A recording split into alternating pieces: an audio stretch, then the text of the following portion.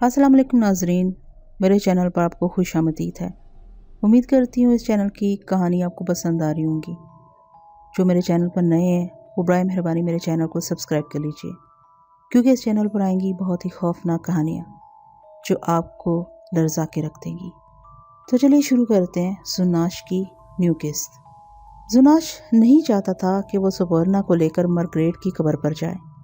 अब उसको साथ ले आया था, चुनाचे वो मजबूर था कि उसे मार्गरेट की कब्र पर ले जाए। जुनाश ने अपने दिमाग की लहरों के जरिए सुपर्णा से कहा कि वो एक टैक्सी पकड़े। सुपर्णा बोली, मैं कैसे टैक्सी ले सकती हूँ, मैं सिवाय तुम्हारे किसी को नज़र नहीं आती। जुनाश के दिमाग ने सुपर्णा को जवाब दिया, ठीक है, हम पैदल चलते हैं, कब्रिस्तान ज़्यादा दूर नहीं है।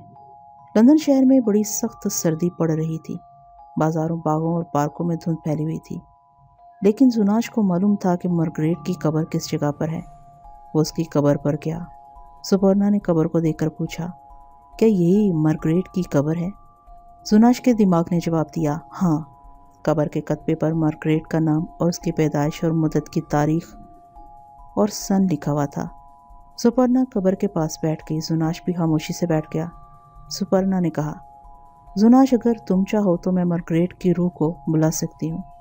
जुनाश के दिमाग ने सोचा कि सुपर्णा की मदद से मार्गरेट की रूह को बुलवा लेना चाहिए, क्योंकि वैसे कुछ पता नहीं मार्गरेट की रूह आती भी है या नहीं, क्योंकि वो उससे नाराज़ थी।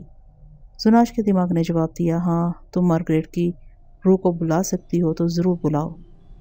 सुपर्णा कब्र के सरहाने की तरफ आलती पालती मारकर बैठ गई और उसने मंत्र पढ़ने शुरू कर दिए। जुनाश कब्र के पास बैठा नीम वाह और नीम मुर्दा आंखों से सुपर्णा को मंत्र पढ़ता देख रहा था।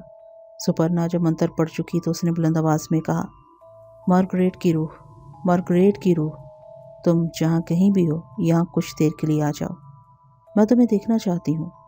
अचानक कब्र के करीब धुंध का बादल एक जगह से छट गया और उसमें से मार्गरेट की रूह नमूदार हुई। जुनाश मार्गरेट की रूह को टुकटुकी बांधे दिखने लगा। सुपर्णा ने जुनाश से पूछा, जुनाश, क्या तुम मार्गरेट की रूह देख रहे हो? मैं उसे देख रही हूँ।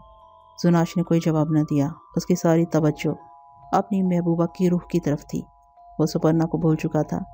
मार्गरेट की रूह का चेहरा और जिस्म धुंधला धुंधला नजर आ रहा था।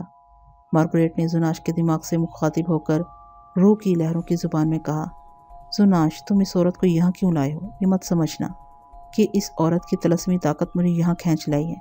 नहीं, मैं खुद तुमसे मिलने आ गई हूँ। मुझे बताओ, क्या तुम इंडिया में जिस साल साधु से मिले थे? जुनाश के दिमाग ने जवाब में मार्गरेट की रूह को अपनी सारी मुसीबत कहानी मुतासर करके बयान की और कहा कि वो साधु से हलाक करने लगा था, मगर इस औरत सुपर्णा ने उसे बचा लिया और वहाँ से जिंदा निकाल कर ले आई। मार्गरेट की रूह ने पूछा, क्या तुम इस औरत से मोहब्बत करने लगे हो? जुनाश के दिमाग ने जवाब दिया कि नहीं। मार्गरेट की रूह ने पूछा, ये औरत तुमसे मोहब्बत करती है? जुनाश के दिमाग ने जवाब में बताया कि इसकी मुझे खबर नहीं, हो सकता है ये औरत मुझसे मोहब्बत करने लगी हो, लेकिन मैं इससे मोहब्बत नहीं करता। मैं सिर्फ तुमसे मोहब्बत की है और तुम ही से करता हूँ। मार्गरेट की रूह ने पूछा, तो फिर तुमने मुझे कत्ल क्यों किया था? जब तुम मेरी गर्दन पर छुरी चला रहे थे तो उस वक्त तुम्हारी मोहब्बत कहाँ चली गई थी? उसका जुनाश के पास कोई जवाब नहीं था। उसके दिमाग ने कहा, खुदा के लिए मुझे और मेरा गुनाह माफ़ कर दो, मैं अपने गुनाहों पर शर्मिंदा हूँ।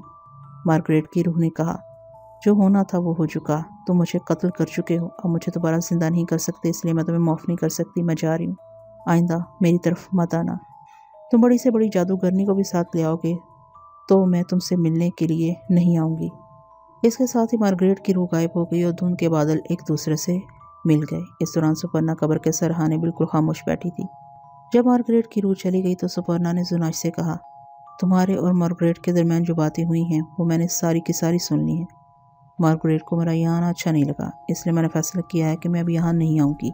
मेरी ख्वाहिश थी कि मैं तुम्हारी महबूबा की कब्र देखूँ, और अब मैंने कब्र के अलावा खुद तुम्हारी महबूबा को भी देख लिया है। तुमने उसे कत्ल करके बहुत बड़ा गुनाह किया है। इस जुमले ने जुनाश के दिमाग को मुश्तैल कर दिया। उसके अलग से डरावनी आवाज़ निकली। सुपर्णा समझ गई कि जुनाश के अंदर सैकड़ों आदमियों का कातिल अभी तक मौजूद है। ये पूरा आदमी नहीं है, सिर्फ इसका दिमाग जिंदा है, बाकी सारा जिस्म मुर्दा है, और सिर्फ इतना ही जिंदा है कि इसकी मदद से जुनाश चल फिर लेता था। सुपर्णा ने फौरन कहा, लेकिन मुझे मालूम है कि तुम इन लोगों को कत्ल करने पर मजबूर हो गए थे। इसमें तुम्हारा कोई कसूर नहीं है, मैं तुम्हें कसूरवार नहीं समझती। लेकिन सुपर्णा की बातें अब जुनाश के दिमाग को अच्छी नहीं लग रही थी। اس نے اپنے دماغ کی سخت لہر کی مدد سے سپرنا سے کہا، اگر اس نے مارگریٹ کی قبر پر نہ آنے کا فیصلہ کر لیا ہے تو بے شک قبرستان سے چلی جائے۔ وہ خود بھی یہی چاہتا ہے کہ سپرنا مارگریٹ کی قبر پر نہ آئے۔ سپرنا نے یہ سنا تو اٹھ کر کھڑی ہو گئی، زناش کی طرف دیکھا اور ہلکی سی مسکراہٹ کے ساتھ کہا، زناش اگر تم بھی یہی چاہتی ہو تو میں واپس جا رہی ہوں، تمہاری محبوبہ کی قبر پر دوبارہ نہیں آؤں گی۔ اتنا کہنے کے بعد سپرنا زناش کی نگاہوں سے ایک دم غائب ہو گئی۔ زناش ابھی تک اس جگہ دیکھ رہا تھا جہاں چند سیکنڈ پہلے سپرنا بیٹھی تھی۔ اس کے دماغ نے خیال کی لہر کے ذریعے پوچھا، کیا تم چلی گئی ہو سپرنا؟ کسی نے کوئی جواب نہ دیا۔ زناش کو یقین ہو گیا کہ سپرنا چلی گئی ہے۔ تب اس نے مارگریٹ کی قبر سے مخاطب ہو کر کہا، مارگریٹ، میں نے اس عورت کو یہاں سے واپس بھیج دیا، وہ تمہاری قبر پر کبھی نہیں آئے گی۔ اب تمہیں مجھ سے ناراضگی ختم کر دینی چاہیے اور مجھے انسانی جسم میں اپنا دیدار کرانا چاہیے۔ زناش مارگریٹ کی روح کے جواب کا انتظار کرتا رہا، مگر مارگریٹ کی روح کی طرف سے کوئی جواب نہ آیا۔ زناش نے اپنے دماغ کی لہروں کے ذریعے مارگریٹ کی روح سے دوبارہ رابطہ قائم کرنے کی کوشش کی، مگر اسے کوئی کامیابی نہ ہوئی۔ مارگریٹ کی روح ایسا لگتا تھا کہ قبرستان سے ہزاروں لاکھوں میل دور جا چکی ہے۔ زناش مارگریٹ کی قبر کے پاس بیٹھ گیا۔ تھوڑی دیر بعد وہ مارگریٹ کی روح کو بلانے کی کوشش کرتا، مگر اسے کوئی کامیابی نصیب نہ ہوئی۔ زناش کا دماغ غصے سے گرم ہو گیا۔ وہ سوچنے لگا کہ اگر وہ اس پر اسرار جادوگرنی عورت سپرنا کو اپنے ساتھ نہ لاتا تو ہو سکتا ہے کہ مارگریٹ کی روح سے پیار محبت کی باتیں کرتی، اور یہ بھی ہو سکتا تھا کہ وہ اس کے گناہ معاف کر دیتی، مگر اب کچھ نہیں ہو سکتا تھا۔ زناش کے دماغ میں پرانا سنگ دل قاتل پھر سے زندہ ہونا شروع کیا تھا، لیکن زناش نے اپنے دماغ کو بہت حد تک کنٹرول کیا ہوا تھا۔ اس کا دماغ اب بھی یہی چاہتا تھا کہ مارگریٹ کی روح اس کا گناہ معاف کر دے اور پھر سے اس سے پہلے کی طرح محبت کرنے لگے۔ محبت انسان کی بنیادی کمزوری بھی ہے اور اس کی بنیادی ضرورت بھی۔ اس کا ثبوت یہ تھا کہ زناش یعنی والڈروف ایک انتہائی شفاق سنگ دل قاتل تھا، لیکن اس کی یہی خواہش تھی کہ کسی طرح مارگریٹ کی روح اس کے گناہ معاف کر دے اور اس سے محبت کرنے لگے۔ زناش کو لندن کے دھند میں ڈوبے آسیبی قبرستان میں چھوڑ کر ہم ڈاکٹر پرویز کی طرف چلتے ہیں اور یہ دیکھتے ہیں وہ کہاں ہے اور کیا کر رہا ہے۔ ڈاکٹر پرویز کو یقین ہو گیا تھا کہ زناش کی لاش لندن میں ہی ہے، چنانچہ وہ پاکستان واپس نہیں گیا تھا اور وہیں اپنے انکل کے ریسٹ ہاؤس میں ہی رہ رہا تھا۔ اس دوران اس نے زناش کی لاش کو جگہ جگہ تلاش کیا تھا۔ وہ اینک لگا کر شہر کے بازاروں، سٹوروں، پارکوں، تھیٹروں اور سینما گھروں کے چکر لگاتا۔ اس نے کئی قبرستان بھی دیکھ ڈالے، مگر اسے زناش کی لاش کہیں دکھائی نہ دی۔ اس نے پاکستان میں اپنے ساتھی اور دوست ڈاکٹر دارا کو ٹیلی فون کر کے کئی بار پوچھا کہ زناش کی لاش آسیبی قلعے والی لیبارٹری میں واپس تو نہیں آئی۔ ڈاکٹر دارا نے ہر بار یہی جواب دیا کہ زناش کی لاش لیبارٹری میں نہیں آئی، لیبارٹری ویران پڑی ہے۔ ڈاکٹر پرویز نے اس سے پوچھا، تمہارے پاس زناش کی غائبی لاش کو دیکھنے والی اینک موجود ہے؟ اس اینک کی مدد سے شہر میں زناش کو تلاش کرو، میں بھی اسے لندن میں تلاش کرتا ہوں۔ میں نے اسے پیرس اور ویانا میں بھی جا کر تلاش کرنے کی کوشش کی، مگر زناش کی لاش ابھی تک کہیں نظر نہیں آئی۔ مجھے یقین ہے کہ زناش لندن میں ہی ہے اور واپس پاکستان نہیں گیا۔ ڈاکٹر دارا نے ٹیلی فون پر جواب دیا، تم اپنی تلاش جاری رکھو، میں بھی یہاں اس کی تلاش جاری رکھوں گا۔ زناش کی لاش کا ملنا ضروری ہے، کہیں ایسا نہ ہو کہ وہ پاکستان آ کر پھر سے قتل و غارت کا سلسلہ شروع کر دے۔ میری مانو، اگر تمہیں زناش کی لاش کہیں نظر آ گئی تو اسے وہیں ختم کر دینا، اسے وہیں ہلاک کر ڈالنا۔ یہ افریت ایک خونی قاتل ہے، وہ تمہارے ہاتھ سے نکل گیا تو کچھ بھی کر سکتا ہے۔ ڈاکٹر پرویز نے جواب دیا، فکر نہ کرو، میں ایسا ہی کروں گا۔ لیکن ڈاکٹر پرویز کے دماغ میں خود ایک شیطانی افریت داخل ہو چکا تھا اور وہ زناش کی لاش سے اپنے مطلب کے ہزاروں کام لینا چاہتا تھا۔ وہ کسی حالت میں بھی اسے ہلاک کرنے پر تیار نہیں تھا۔ اس دوران ڈاکٹر پرویز نے ایک اور کام شروع کر دیا تھا۔ اس نے جدید ترین الیکٹرانک آلات کی مدد سے ایک نیا ریموٹ کنٹرول تیار کرنا شروع کر دیا تھا۔ لندن میں اسے ہر قسم کی ٹیکنیکل سہولت میسر تھی۔ یہاں اسے ہر قسم کے نازک سے نازک آلات مل گئے تھے۔ چنانچہ وہ ریسٹ ہاؤس کے تہھانے میں خفیہ طور پر ایک نیا اور پہلے سے زیادہ طاقتور ریموٹ کنٹرول تیار کر رہا تھا۔ جس روز زناش کی لاش سپرنا کے ساتھ لندن میں وارد ہوئی تھی، اس روز ڈاکٹر پرویز کا ریموٹ کنٹرول تقریباً مکمل ہو چکا تھا۔ صرف ایک باریک چپس لگانے کی کسر باقی تھی۔ چنانچہ اسی روز شام کو ڈاکٹر پرویز الیکٹرانک انجینئرنگ کے ایک اسٹور پر گیا اور وہاں سے اپنا مطلوبہ چپس خرید کر لے آیا۔ تہھانے میں آ کر اس نے ریموٹ کنٹرول میں وہ چپس لگا دیا۔ اب ریموٹ کنٹرول بالکل تیار تھا۔ ڈاکٹر پرویز جانتا تھا کہ زناش کی لاش کی گردن کی ہڈی اس نے ایک انتہائی چھوٹا اور انتہائی حساس الیکٹرانک چپس لگا دیا ہوا ہے جو اب اس کی گردن کی ہڈی میں لگا ہوا ہو، اور اس کی مدد سے وہ ریموٹ کنٹرول کے ساتھ لاش کو بڑی آسانی سے اپنے کنٹرول میں کر سکے گا۔ ریموٹ کنٹرول کے تیار ہونے کے بعد ڈاکٹر پرویز نے زناش کی لاش کی تلاش کے لیے باقاعدہ ایک پروگرام بنایا۔ پروگرام یہ تھا کہ ریموٹ کنٹرول لے کر وہ ایک دن شہر کے سینما گھروں میں جائے گا، دوسرے دن شہر کے پارکوں میں جا کر زناش کی लाश को तलाश करेगा और एक दिन सिर्फ लंदन के पुराने कब्रिस्तान की खाक छानेगा। अब उसे यकीन था कि अगर जुनाश लंदन में है तो उसे बचकर नहीं जाएगा। प्रोग्राम के मुताबिक उसने एक दिन लंदन शहर के सिनेमा घरों में जुनाश की लाश तलाश करने में गुजार दिया। दूसरे दिन उसे शहर के पार्कों में तलाश करने जाना था, मगर उसने अचानक अपना इरादा बदल लिया और शहर के कब्रिस्तानों में जाने का प्रोग्राम बना लिया। चुनाचे अपने प्रोग्राम के मुताबिक वो अपनी गाड़ी में बैठकर लंदन आया और सबसे पहले इस कदीमी कब्रिस्तान में जाने का फैसला किया जहां मार्गरेट की कब्र थी और जहां जुनाश की लाश मौजूद थी। जुनाश के दिमाग में ये ख्याल एक लम्हे के लिए भी नहीं गुजरा था कि उसका दुश्मन डॉक्टर परवेज़ अभी तक उसके पीछे लगा हुआ और उसने एक नया और पहले से ज़्यादा ताकतवर रिमोट कंट्रोल तैयार कर लिया हुआ है। वो मार्गरेट की मोहब्बत में सब कुछ भुला बैठा था और कब्रिस्तान से एक लम्हे के लिए भी बाहर नहीं जाता था। वो सारा दिन मार्गरेट की कब्र के पास बैठा उसे याद करता रहता था और अपने दिमाग की लहरों के ज़रिए उसको आवाज़ें देता रहता था। जिस वक्त डॉक्टर परवेज़ कब्रिस्तान की तरफ आ रहा था उस वक्त भी जुनाश कब्रिस्तान में मौजूद था। इस रोज़ बड़ी गहरी धुंध थी और सर्दी भी बड़ी शदीद हो रही थी, मगर जुनाश की लाश सर्दी, धुंध और हर किस्म के मौसमी असरात से बेनियाज थी। जुनाश काफ़ी देर तक मार्गरेट की कब्र के पास बैठा रहा था। कुछ देर के लिए वो उठा और कब्रिस्तान में दूसरी कब्र के दरमियान फिरने लगा। उसको कोई नहीं देख सकता था। चुनाचा वो बड़ी आज़ादी के साथ चल फिर रहा था। फिरते फिराते वो गोरकन की कोठरी के पास आ गया। कोठरी का दरवाज़ा खुला हुआ था। जुनाश ने अंदर झांक कर देखा, कोठरी खाली थी। न जाने जुनाश के जी में क्या आई कि वो कोठरी में दाखिल हुआ और गोरकन की चारपाई पर बैठ गया।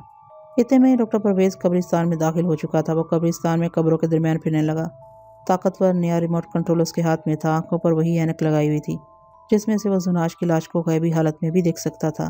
फिरते फिरते वो गोरकन की कोठरी के करीब आया तो एकदम से उसके कान खड़े हो गए। उसे जुनाश की लाश के सांस लेने की आवाज़ आई। वो वहीं जल्दी से दीवार के साथ लग गया। वो पूरी आंख खोले कब्रिस्तान की धुंध में जुनाश को देखने की कोशिश कर रहा था। उसने लाश के सांस लेने की आवाज़ पर अपनी सारी तवज्जो मरकूज कर दी। अचानक उसे महसूस हुआ कि सांस लेने की आवाज़ गोरकन की कोठरी के अंदर से आ रही है। डॉक्टर परवेज़ ने जुनाश को खुद बनाया था। वो उसकी एक एक आवाज़ से अच्छी तरह वाकिफ था। वो दीवार के साथ खिसकता हुआ कोठरी की खिड़की के पास आ गया। खिड़की बंद थी। उसने खिड़की के साथ कान लगा दिया।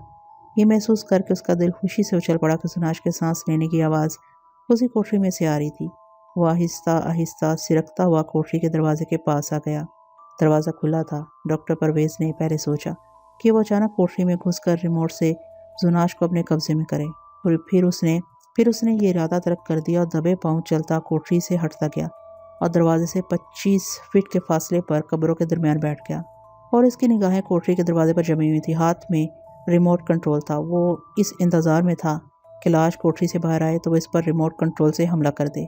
रिमोट कंट्रोल के साथ एक सुर्ख रंग की छोटी सी सुई लगी हुई थी। यह सुई लरसने लगी थी। इसका मतलब था कि जुनाश की लाश कोठरी में हरकत कर रही है। जुनाश को चारपाई पर बैठे बैठे कुछ बेचैनी सी महसूस हुई। वो उठकर खड़ा हो गया। बेचैनी इसी तरह थी। वो दरवाजे से बाहर निकल आया। जैसे ही वो कोठरी से बाहर निकला डॉक्टर परवेज़ ने उसे देख लिया और रिमोट कंट्रोल का रुख उसकी तरफ करके जल्दी से एक बटन दबाया और बोला, जुनाश मेरा हुक्म मानो, सो जाओ सो जाओ। जुनाश को ऐसे लगा जैसे किसी ने उसके ऊपर 15-20 मन का बोझ ला दिया है। उसने अपने दुश्मन डॉक्टर परवेज़ को पहचान लिया था। उसने भागने की कोशिश की मगर उसके दोनों पाँव 4-4 मन भारी हो गए थे। वो एक कदम भी ना उठा सका। वो समझ गया कि वो दुश्मन के फंदे में फंस गया है। उसके हलक से एक भयानक चीख निकल गई। डॉक्टर परवेज़ ने ताकतवर रिमोट कंट्रोल का दूसरा बटन भी दबा दिया और ऊंची आवाज़ में जुनाश को हुक्म दिया, जुनाश सो जाओ सो जाओ सो जाओ। इसके साथ ही जुनाश की लाश धड़ाम से ज़मीन पर गिर पड़ी। डॉक्टर परवेज़ रिमोट पकड़े वहीं कब्रों के पास बैठा रहा। वो जुनाश की लाश को बेहिस्सो हरकत ज़मीन पर पड़े देख रहा था। उसे अभी तक खतरा था कि कहीं लाश एकदम से उठकर उस पर हमला न कर दे। उसे अपने नए रिमोट की कारकर्दगी पर इतना यकीन नहीं था, लेकिन जब 2-3 मिनट गुजर गए और जुनाश की लाश ने कोई हरकत न की तो डॉक्टर परवेज़ उठ खड़ा हुआ। वह दबे कदम चलता लाश के करीब आया। जुनाश की लाश गहरी नींद सो रही थी। उसके हलक से वैसी ही खरखराहट की आवाज़ निकल रही थी जैसे उस वक़्त निकला करती थी जब वो उसे सुलाया करता था। तब उसे यकीन हो गया कि उसके रिमोट कंट्रोल ने उसे धोखा नहीं दिया और लाश उसके कंट्रोल में आ गई है। उसने 5 मिनट तक फिर इंतज़ार किया। इसके बाद रिमोट का तीसरा बटन दबाकर जुनाश को हुक्म दिया, जुनाश जुनाश मेरा हुक्म मानो, जागो और उठकर खड़े हो जाओ। उसकी आवाज़ सुनकर और रिमोट कंट्रोल की ताकतवर लहरों के ज़रिए से जुनाश की लाश नींद से बेदार होकर खड़ी हो गई। डॉक्टर परवेज़ 1 मिनट तक बेहिस्सो हरकत अपनी जगह पर खड़ा जुनाश को देखता रहा। लाश ने जब अपनी मर्जी से किसी किस्म की हरकत न की तो डॉक्टर परवेज़ ने रिमोट कंट्रोल का एक और बटन दबा दिया और लाश को हुक्म दिया, जुनाश जुनाश कब्रिस्तान के गेट की तरफ चलो। सुनाश अपने बोझल कदम उठाता आहिस्ता आहिस्ता बिल्कुल एक लाश की तरह कब्रिस्तान के गेट की तरफ चल पड़ा। डॉक्टर परवेज जल्दी से उसके पीछे आ गया। अब जुनाश पूरी तरह उसके कंट्रोल में था। उसने कहा, सुनाश, सुनाश, कब्रिस्तान के गेट के बाहर मेरी गाड़ी खड़ी है, उसका दरवाज़ा खोलकर उसमें बैठ जाओ। सुनाश की लाश पूरी तरह से डॉक्टर परवेज के हुक्म की पाबंद हो चुकी थी। वो आहिस्ता आहिस्ता चलती कब्रिस्तान के धुंध में डूबे शिकस्ता दरवाजे से निकलकर बाहर खड़ी डॉक्टर परवेज की गाड़ी के पास आकर रुक गई। डॉक्टर परवेज लाश के पीछे कोई 10 कदमों के फासले पर आकर रुक गया। उसने एक बार फिर रिमोट का बटन दबा दिया। लाश को हुक्म दिया, सुनाश, मेरे हुक्म पर अमल करो और गाड़ी का पिछला दरवाज़ा खोलकर अंदर बैठ जाओ। जुनाश की लाश ने बड़े आराम से गाड़ी का पिछला दरवाज़ा खोला और गाड़ी में दाखिल होकर सीट पर बैठ गया। डॉक्टर परवेज ने जल्दी से दरवाज़ा बंद करके लॉक कर दिया। वो ड्राइविंग सीट पर आ गया, इंजन स्टार्ट किया और गाड़ी को लेकर तेज़ी से भगाता हुआ लंदन शहर की सड़क पर आ गया जो उसके अंकल के रेस्ट हाउस वाले कस्बे की तरफ जाती थी। जुनाश सीट पर पत्थर के बुत की तरह खामोश और साकित बैठा था। लंदन शहर से बाहर हाईवे की सड़क पर धुंध बहुत कम थी। चुनाचा डॉक्टर परवेज पूरी रफ्तार से सड़क पर गाड़ी चला रहा था। उसकी खुशी का कोई ठिकाना नहीं था। उसे वो शय मिल गई थी जिसके मिलने की उसे कोई उम्मीद ना थी। दूर से उसे रेस्ट हाउस की ढलवां छत वाली सादा सी इमारत नजर आई। उसने गाड़ी की रफ्तार और तेज़ कर दी। रेस्ट हाउस के करीब आकर उसने रफ्तार कम की और तेज़ी से गाड़ी को घुमाकर खुले गेट के अंदर ले आया। अंदर आते ही उसने और गाड़ी से बाहर निकलकर एक तरफ होकर खड़ा हो गया और रिमोट कंट्रोल का बटन दबाकर जुनाश की लाश को हुक्म दिया, सुनाश, गाड़ी से निकलकर रेस्ट हाउस के दरवाजे की तरफ बढ़ो। जुनाश पूरी तरह डॉक्टर परवेज के कब्जे में आ चुका था। उसके हुक्म न मानने का सवाल ही पैदा नहीं होता था। जैसे ही जुनाश की लाश रेस्ट हाउस के सदर दरवाजे की तरफ बढ़ी, डॉक्टर परवेज ने दौड़कर दरवाजे को चाबी लगाकर खोल दिया। जुनाश एक बेजान रोबोट की तरह एक कदम उठाता दरवाजे में से गुजर गया। डॉक्टर परवेज इसके पीछे हो गया। उसने सदर दरवाज़ा बंद कर दिया। दरवाजे के बंद होते ही ऑटोमेटिक ताला खुद ब खुद लग गया। डॉक्टर परवेज ने जुनाश से कहा, जुनाश, स्ट्रेचर पर लेट जाओ। जुनाश ने ऐसा ही किया। वो स्ट्रेचर पर जाकर लेट गया। थोड़ी देर बाद उसके हराटों की हल्की हल्की ट्रौनी आवाज़ आनी शुरू हो गई। डॉक्टर परवेज ने तहाने की लाइट जलती रहने दी और दरवाज़ा बंद करके बाहर ताला लगा दिया। उसके पास दौलत हासिल करने के कई एक मंसूबे थे। इनमें से एक मंसूबा लंदन के मशहूर जुआ खाने स्टार क्लब पर डाका मारने का मंसूबा भी था। वहाँ बहुत भारी रकम दांव पर लगाई जाती थी और इसमें कोई कबाहत नहीं थी कि किसी दूसरे को इसमें शामिल किया जाए। डॉक्टर परवेज अक्सर इस क्लब में जाया करता था, जुआ खेलने नहीं बल्कि इस बात का जायज़ा लेने के एक दिन में कितनी दौलत इकट्ठी होती है।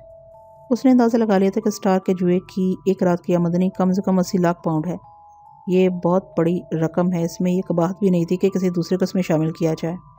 अगर वो कोई कीमती हीरा चुराता तो उसे इसको फ़रोख्त करने के लिए अपने पेरिस के दोस्त पैरी को साथ शामिल करना पड़ता, उसे कमीशन देनी पड़ती। लेकिन स्टार क्लब में जुनाश के ज़रिए डाका डलवाता तो सारी की सारी रकम का वो अकेला मालिक बन जाता। परवेज़ ने क्लब के मालिक के बंगले को भी देखा हुआ था। चुनाचा रात के ठीक 1:30 बजे डॉक्टर परवेज़ ने कपड़े तब्दील किए, स्याह ओवरकोट पहना और स्याह गर्म हैट पहना, जेब में भरा हुआ पिस्तौल रखा और रिमोट कंट्रोल लेकर मकान के तहखाने में आ गया। उसने आंखों पर ऐनक चढ़ा ली थी। तहखाने के स्ट्रेचर पर जुनाश की लाश बेसुध होकर इसी तरह सो रही थी। उसने रिमोट कंट्रोल का बटन दबाया। डॉक्टर परवेज़ ने रिमोट कंट्रोल का रुख जुनाश की तरफ करके एक बटन दबा दिया। जुनाश, जुनाश, मैं तुम्हें हुक्म देता हूँ कि उठो और मेरे साथ बाहर आओ। जुनाश की रीढ़ की हड्डी को एक झटका सा लगा और उठ कर बैठ गया। उसने नींद मुर्दा आंखों से डॉक्टर परवेज़ की तरफ देखा। उस वक्त जुनाश की आंखों में गज़ब की बिजलियाँ चमक रही थीं। जुनाश की लाश का दिमाग भी पूरी तरह बेदार हो गया था। उसको मालूम था कि यही आदमी उसकी सारी अजियतों की जड़ है। वो लंदन के अजायब करके शीशे के बड़े मर्तबान में दुनिया जहान की फ़िक्र से बेनियाज पड़ा था। यह शख्स उसे वहाँ से उठाकर ले आया और इसके यानी जुनाश के दिमाग को अपनी बनाई हुई लाश की खोपड़ी में डालकर उसको फिर से ज़िंदा कर दिया। इसके साथ ही जुनाश की ज़हनी अजियतों का दौर शुरू हो गया था। जुनाश डॉक्टर परवेज़ का हुक्म सुनकर स्ट्रेचर से उतरकर तहखाने के दरवाजे की तरफ चल पड़ा। आ मकान के बाहर चलो, बाहर मेरी गाड़ी खड़ी है, इसका दरवाज़ा खोलकर पहली सीट पर बैठ जाओ। जुनाश ने हुक्म की तामील की। डॉक्टर परवेज़ ने मकान के दरवाजे को ताला लगा दिया। उसके बाद वो एक बंगले की तरफ चल पड़े। गाड़ी को दरख्तों की ओट में खड़ा करने के बाद उसने जुनाश से कहा, जुनाश, तुम यहाँ से सामने वाले बंगले की तरफ जाओगे। बंगले के बाहर जो सिक्योरिटी गार्ड खड़ा है, खामोशी से उसके करीब से गुजर जाओगे, वो तुम्हें देख नहीं सकेगा। आगे मकान का दरवाज़ा है जो बंद है, तुम इस बंद दरवाजे में से गुजर जाओगे। आगे बाएं जानब एक और बंद दरवाज़ा आएगा, तुम इसमें से भी गुजर जाओगे। इस दरवाजे की दूसरी जानब एक जीना नीचे तहखाने में जाता है, تم زینہ اتر کر تہانے میں جاؤ گے، اگر وہاں کوئی گارڈ پہرے پر موجود نظر آئے تو تم وہی اس کا سر تن سے جدا کر کے ہلا کر دو گے۔ تہانے میں تمہیں ایک بڑا باکس نظر آئے گا، تم وہ باکس اٹھا کر میرے پاس لے آؤ گے، گاڑی میں رکھ دو گے اور اپنی سیٹ پر اسی طرح بیٹھ جاؤ گے جس طرح تم اس وقت بیٹھے ہو۔ اب جاؤ اور میرا حکم بجا لاؤ۔ زناش کی لاش یہ کام ہرگز نہیں کرنا چاہتی تھی، مگر اس کا دماغ و جسم ڈاکٹر پرویز کے قبضے میں تھا۔ زناش بند دروازے میں سے بغیر کسی رکاوٹ کے گزر گیا۔ آگے بائیں جانب ایک اور دروازہ تھا جس کا زینہ نیچے تہانے میں جاتا تھا۔ زناش اس بند دروازے سے بھی گزر گیا۔ وہ نیچے تہانے میں پہنچا تو دیکھا وہاں 2 سیکیورٹی گارڈ سٹولوں پر بیٹھے تھے، ان کے درمیان نوٹوں سے بھرا باکس پڑا تھا۔ سیکیورٹی گارڈ زناش کی لاش کو نہیں دیکھ سکتے تھے۔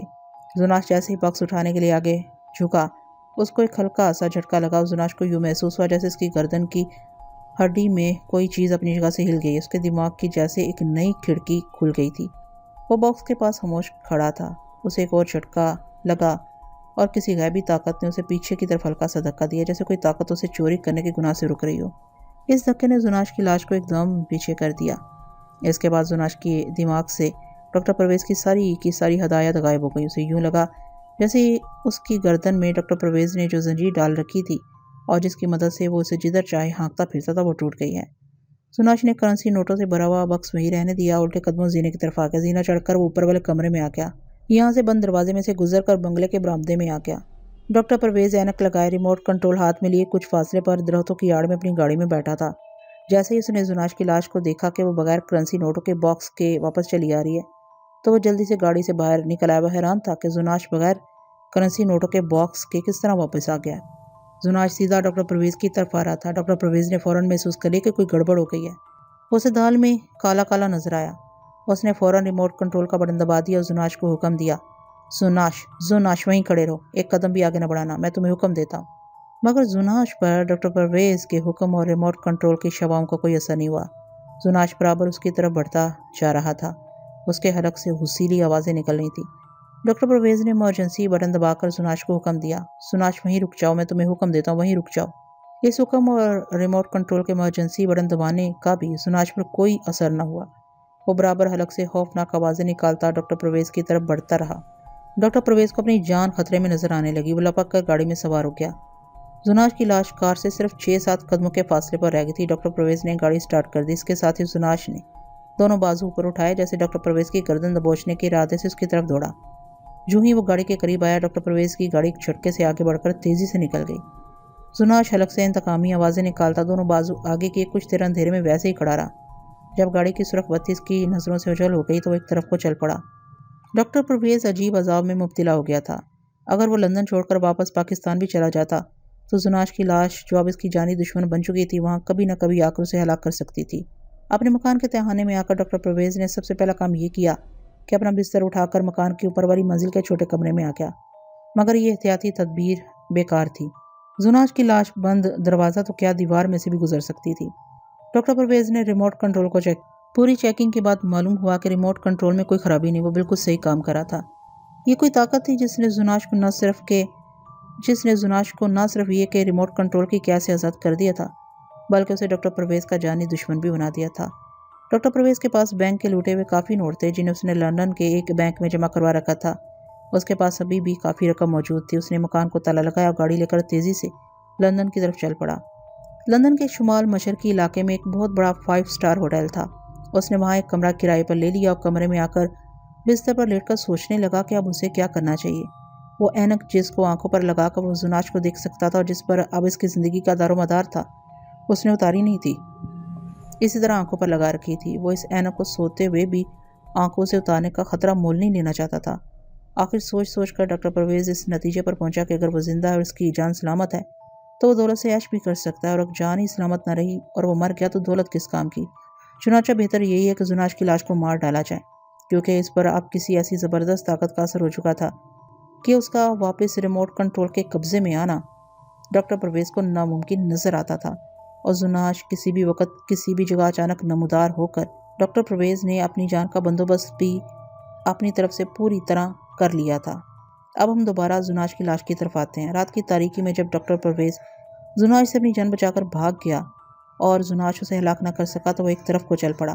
لندن کے مضافات کی سرد دھند میں ڈوبی اندھیری رات میں زناش ایک اونچی لمبی لاش کی طرح آہستہ آہستہ چلتا جا رہا تھا۔ اس کے دماغ میں ایک زبردست تبدیلی رونما ہو چکی تھی، مگر اس کا دماغ اس تبدیلی کا تجزیہ نہیں کر سکتا تھا۔ ایسا اس کے ساتھ کیوں ہوا ہے اور کون سی طاقت تھی جس نے پہلے اس کو ایک جھٹکا دیا، پھر اسے ہلکا دھکا دے کر چوری کرنے سے باز رکھا۔ اس تبدیلی کی وجہ سے زناش کے دماغ میں یہ احساس شدت سے بیدار ہو گیا تھا کہ سارے عذاب کی وجہ ڈاکٹر پرویز ہے۔ اگر یہ شخص لندن کے عجائب گھر سے اس کا دماغ مرتبان سے نکال کر نہ لاتا اور اسے کسی دوسرے مردے کی کھوپڑی میں نہ ڈالتا تو زناش یعنی ورلڈ روف اسے ذہنی اذیت اور اپنے گناہوں کے پچھتاوے کے عذاب سے محفوظ رکھتا۔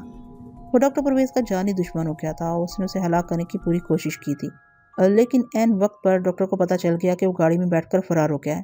عجیب بات یہ ہے کہ ڈاکٹر پرویز کے فرار ہونے کے بعد زناش کے دماغ سے ڈاکٹر پرویز کا خیال بھی نکل گیا تھا۔ زناش کے دماغ میں یہ خیال بھی آیا کہ شاید مارگریٹ کی روح نے اسے چوری کرنے کے گناہ سے روکا ہے اور اس کو ڈاکٹر پرویز کے ریموٹ کنٹرول کے اثر سے نکال دیا، لیکن زناش کو اس کے ساتھ ہی یہ بھی خیال آ گیا کہ اگر مارگریٹ ایسا کرتی تو اس کی روح ضرور اس کے سامنے تھوڑی دیر کے لیے ظاہر ہوتی، لیکن ایسا نہیں ہوا تھا۔ اس سے زیادہ زناش کی لاش کا دماغ سوچنے کی مشقت ہی نہیں کر سکتا۔ چنانچہ وہ اپنی کیفیت میں ڈوبا سرد رات کی تاریکی میں چلا جا رہا تھا۔ یہ لندن کے شمال کا علاقہ تھا۔ ایک بات ذہن میں رکھیں کہ زناش غیبی حالت میں تھا اور کسی کو دکھائی نہیں دے سکتا تھا۔ چلتے چلتے وہ ایک چھوٹی سی جھیل کے پاس آ گیا۔ اندھیرے میں جھیل کے دوسرے کنارے پر اسے ایک عمارت نظر آئی جس کی ایک دیوار جھیل کے پانی میں سے اٹھائی گئی تھی۔ رات کا اندھیرا، سخت سرد کوہرا اور دھند زناش کی نگاہ کے راستے میں اتنی زیادہ حائل نہیں ہو رہی تھی۔ وہ اس اندھیرے اور دھند میں بھی چیزوں کو دیکھ سکتا تھا۔ زناش کی لاش کو اچانک ایک اور ہلکا سا جھٹکا لگا۔ وہ چلتے چلتے رک گیا۔ اس جھٹکے کے ساتھ اس کے دماغ کو چکر سا آ گیا۔ زناش کی لاش کو پہلی بار کمزوری سی محسوس ہوئی۔ اسے ہلکی سی گڑگڑاہٹ سنائی دی۔ زناش نے چہرہ اٹھا کر آسمان کی طرف دیکھا۔ آسمان پر بادل تھے جن میں ہلکی ہلکی بجلی چمکنے لگی تھی۔ اس کے ساتھ ہی بارش شروع ہو گئی۔ زناش کے دماغ کے چکر تو ختم ہو گئے، مگر اسے کمزوری کا اسی طرح احساس ہو رہا تھا۔ اس نے جھیل کے کنارے پر پرانی عمارت کی طرف نگاہ اٹھا کر دیکھا اور پھر اس کی طرف چلنے لگا۔ وہ کسی جگہ کچھ دیر بیٹھ جانا چاہتا تھا۔ بارش تیز ہونے لگی۔ زناش نے پرانی عمارت کے پاس آ کر دیکھا کہ یہ ایک پرانی عمارت ایک قدیم زمانے کا کھنڈر تھا۔ اس کے بالکل سامنے ایک اور کھنڈر تھا جس کی دوسری منزل کی ایک چھجے والی گیلری باہر کو نکلی ہوئی تھی۔ دونوں کھنڈرات کے درمیان کثرت سے جنگلی جھاڑیاں اور قسم قسم کے بھوت نما ڈراؤنی صورت والے درخت کھڑے تھے۔ آج سے 2000 سال پہلے یہاں ایک عالیشان محل ہوا کرتا تھا۔ یہ دونوں کھنڈر اسی عالیشان محل کے حصے تھے جو باقی بچ گئے تھے اور جنہیں وقت کی آندھی اور طوفانی موسموں نے توڑ پھوڑ کر عبرت ناک کھنڈر بنا دیا تھا۔ زناش کھنڈر کے دروازے میں ایک ستون سے لگ کر پتھر کے بت کی طرح بالکل خاموش بیٹھا تھا، سامنے دیکھ رہا تھا۔ وہ اٹھ کر واپس جانے لگا تو اسے ایک آواز سنائی دی۔ یہ آواز کسی عورت کی آواز سے ملتی جلتی تھی۔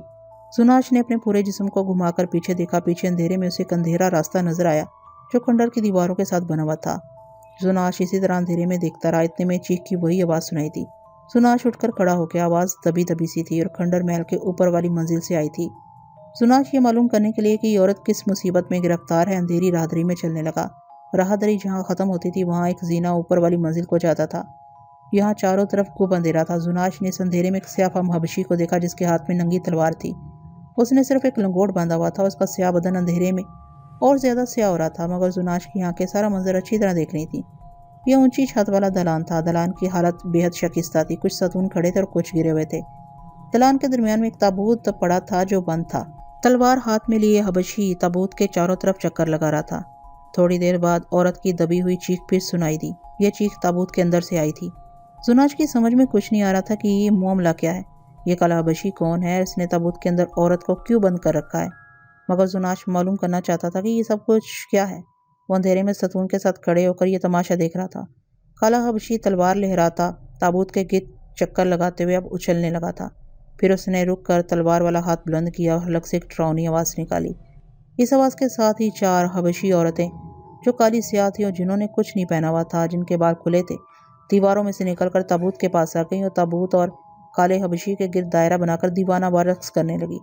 ان کی سرخ آنکھیں اندھیرے میں انگاروں کی طرح دیکھ رہی تھیں۔ کالا حبشی اس طرح تلوار والا ہاتھ بلند کیے کھڑا تھا۔ حبشی عورتیں جو چڑیلیں لگ رہی تھیں پاگلوں کی طرح اچھل اچھل کر رقص کر رہی تھیں۔ کالے حبشی نے ایک دم اپنا تلوار والا ہاتھ نیچے کر لیا۔ اس کے ساتھ ہی چاروں سیاہ فام حبشی عورتوں کا چڑیلوں والا رقص تھم گیا۔ چاروں عورتیں تابوت کے چاروں کونوں پر آ کر کھڑی ہو گئیں۔ حبشی آدمی نے تلوار سے تابوت کی طرف اشارہ کیا۔ تلوار کے اشارے سے تابوت کا ڈھکنا کھل گیا ताबूत के अंदर से नीले रंग का धुआं उठने लगा। चारों हबशी औरतों के हलक से कराहने की दबी दबी आवाज़ें निकलने लगी। ताबूत में से नीला धुआं ऊपर उठकर एक गोला बन गया। फिर इस गोले ने घूमना शुरू कर दिया। घूमते घूमते गोले ने एक इंसानी शक्ल इख्तियार कर ली और नीले धुएं का ये जिस्म ताबूत में खड़ा हो गया। हबशी ने तलवार वाला हाथ एक बार फिर बुलंद करके हलक से एक बड़ी डरावनी गज़बनाक आवाज़ निकाली। नीले धुएं वाला इंसानी जिस्म लरसने लगा। लरसते लरसते उसके जिस्म से धुआं अलग होना शुरू हो गया। फिर वो एक औरत की शक्ल इख्तियार कर गया। जुनाश मुर्दा आंखों से टुकटुकी बांधे नमूदार होने वाली औरत को देख रहा था। ये जर्दी माइल सफ़ेद रंग की औरत थी, जिसके लंबे सुनहरी बाल उसके शानों पर गिरे हुए थे। औरत के चेहरे पर मौत की जर्दी छाई हुई थी। वो खौफ के मारे कांप रही थी। वो खुले ताबूत में खड़ी थी। इस औरत के बदन पर भी कोई लिबास नहीं था। जैसे ही नीले धुएं ने औरत की शक्ल इख्तियार की, चारों हबशी औरतें ताबूत से 4-4 कदम पीछे हट गईं। काला हबशी जलाद इसी तरह तलवार वाला हाथ बुलंद किए ताबूत वाली खूबसूरत नाजुक अंदाम सुनहरी बालों वाली औरत को घूरा था। एकदम से औरत ने दोनों हाथ बांधकर अंग्रेजी जुबान में कहा, मुझ पर रहम खाओ, मुझ पर रहम खाओ। जुनाश का दिमाग चूंकि एक अंग्रेज कातिल वाल्ड्रोफ का दिमाग था, इस वजह से अंग्रेजी जुबान पूरी तरह जानता था। अंग्रेजी इसकी मादरी जुबान। खुदा जाने क्या बात थी कि जुनाश अभी तक अपनी जगह पर बिल्कुल साकित खड़ा था। उसके देखते ही देखते काले हबशी का तलवार वाला हाथ नीचे आया और उसने चश्मोज़ोन में तलवार सुनहरी बालों वाली औरत के सीने में घोंप दी। औरत के हलक से एक भयानक चीख बुलंद हुई। काले हबशी ने तलवार खींच ली। सुनहरी बालों वाली औरत का मुर्दा जिस्म ताबूत में गिर पड़ा। चारों हबशी औरतों ने दीवानावार चीखते चिल्लाते हुए ताबूत का ढकना बंद कर दिया और हबशी जल्लाद के गिर्द रक्स करने लगी। हबशी जल्लाद भी रक्स करने लगा। रक्स करते करते वो सामने वाली दीवार की तरफ बढ़े और अंधेरे में गायब हो गए। इसके बाद तो वहाँ मौत जैसा सकूत तारी हो गया। बाहर से बादलों के गरजने की आवाज़ भी अब नहीं आ रही थी। जुनाश की लाश साकित खड़ी थी। ये सब कुछ इतनी जल्दी उसकी आंखों के सामने हो गया था कि उसका महदूद सोच वाला दिमाग किसी नतीजे पर नहीं पहुंच सका। ये लोग कौन थे जो खून आलूद वाक़या वहाँ गुजरा, और जो खून आलूद वाक़या वहाँ गुजरा वो क्यों वकूअ पज़ीर हुआ? ये कोई भूत प्रेत थे या चुड़ैलें थीं या क्या था? ताबूत का ढक्कन बंद हो गया था। दलान के चारों तरफ सन्नाटा छा गया था। जुनाश वहाँ से वापस पलटने ही वाला था कि अचानक किसी औरत ने दर्दनाक दबी हुई आवाज़ में उसका नाम लेकर पुकारा, वाल्ड्रोफ, वाल्ड्रोफ, मेरे पास आओ। फांसी पाने के बाद और जब से वाल्ड्रोफ कातिल का दिमाग किसी दूसरे की खोपड़ी में लगाया गया था, ये पहला मौका था किसी ने उसको उसके असली नाम से पुकारा था। जुनाश ने अपने दिमाग में कुछ झंझनाहट सी महसूस की। उसके उठते हुए कदम वहीं रुक गए। उसने पलट कर देखा। आवाज़ ताबूत में से आई थी। जुनाश किसी बेख्तियार जज्बे के तहत ताबूत की तरफ बढ़ा। औरत ने उसे अंग्रेजी जुबान में मुखातिब किया था। आवाज़ में बड़ा दर्द और करब था। ये इस औरत की आवाज़ थी जिसको हबशी जलाद ने तलवार घोंपकर कत्ल किया था। जुनाश ताबूत के पास जाकर खड़ा हो गया। ताबूत के अंदर से आवाज़ आई, वाल्ड्रोफ, मेरा नाम एलिज़ाबेथ है।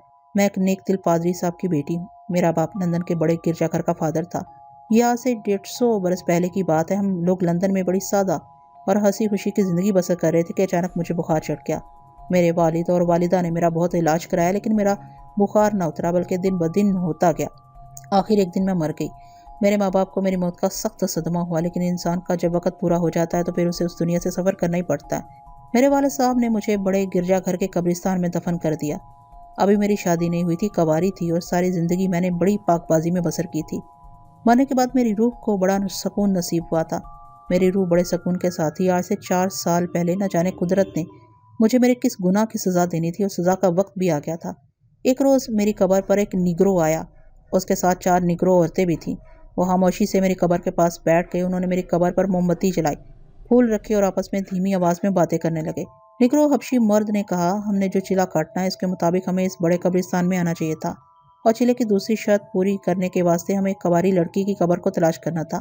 हमने दोनों शर्तें पूरी कर ली। हम लंदन के एक बड़े गिरजाघर के कब्रिस्तान में हैं। उस सारे कब्रिस्तान में सिर्फ यही कवारी लड़की की कब्र है। हबशी औरत ने कहा, अगर हमने दोनों शर्तें पूरी कर ली हैं तो फिर किस चीज़ का हमें इंतज़ार है?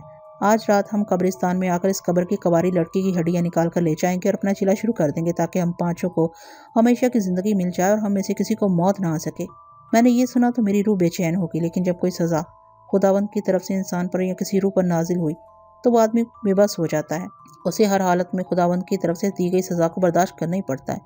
मैं महज एक लड़की की रूह थी। मैं किसी इंसान को या पुलिस को ये बताने से कासिर थी कि आज रात मेरी कब्र पर कुछ निगरो आएंगे जो कब्र खोद कर ताबूत में से मेरी हड्डियाँ निकाल कर ले जाएंगे, इसलिए इन्हें गिरफ्तार किया जाए। मेरी रूह अपने अमाल की वजह से हकाम खुदाबंदी की पाबंद है, जिसकी वजह से इस कब्रिस्तान की हदूद से बाहर नहीं जा सकती। जो काम मैं नहीं कर सकती वो मैं तुम्हारी मदद से सरअंजाम देना चाहती हूँ, ताकि इस हबशी जलाद ने मुझे जिस अजियत में मुब्तला कर रखा है उसे मेरी रूह को निजात मिले। elizabeth की रूह खामोश हो गई। उसने पूछा, वॉल्ड्रोफ, जो कुछ मैं कह रही हूँ क्या तुम सुन रहे हो? जुनाश की लाश ने हलक से 2-3 बार ऐसी आवाज़ें निकाली जैसे कह रही हो, मैं सुन रहा हूँ। एलिज़ाबेथ की रूह ने अपनी दास्तानी गम जारी रखते हुए कहा, उस रात हबशी जल्लाद अपने साथ 4 हबशी औरतों को लेकर मेरी कब्र पर आया। उन्होंने मेरी कब्र खोदकर अंदर से ताबूत निकाला और उसे रात की तारीकी में भूत टेम्पल के तहखाने में ले गए। एक दिन और एक रात मेरे ताबूत को इस हबशी ने, जो हकीकत में बहुत बड़ा जादूगर है और जिसके कब्जे में कई चुड़ैलें हैं, अपने तहखाने में रखा और मेरे ताबूत पर अपने तिलस्मी मंत्र पढ़ कर फूंकता रहा। इसके बाद वो ताबूत को उठाकर इस कदीम रोमन खंडर में ले गया जहाँ तुम इस वक्त मौजूद हो। इस आसेबी खंडर में हबशी जादूगर और उसकी बदरूहों चुड़ैलों ने हमेशा की ज़िंदगी हासिल करने के लिए मुझ पर अपना चिला या तिलस्मी अमल शुरू कर दिया। इस खूनी अमल का एक मंजर शायद तुम भी देख चुके हो। आज 5वीं रात है। हफ्ते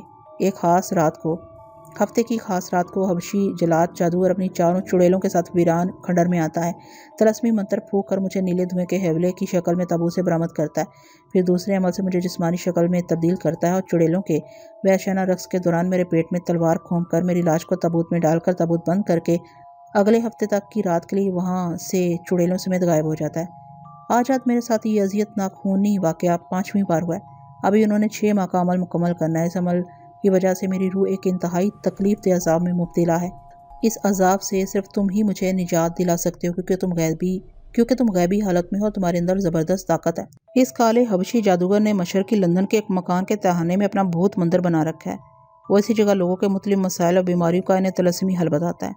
वो सारा दिन लंदन से गायब रहता है, सिर्फ शाम को आता है। आधी रात तक भूत मंदिर में ज़ईफ़ुल एतकाद लोगों को बेवकूफ़ बनाता है। इसकी 4 साथी चुड़ैलें लंदन के ओल्ड कैसल के नीचे गार में स्याह बिल्लियों की मूर्तियों की शक्ल में रहती हैं।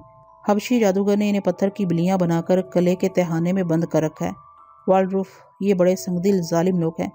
उन्होंने अपने मतलब के वास्ते कई मासूम औरतों और आदमियों का कत्ल किया। मैं चाहती हूँ कि तुम इंसानियत के दुश्मन इस हबशी जादूगर इसकी साथी 4 चुड़ैलों को मौत के घाट उतार दो, ताकि बनी हुई इंसान को भी और मुझे भी एक दर्दनाक रूहानी अजाब से निजात मिले।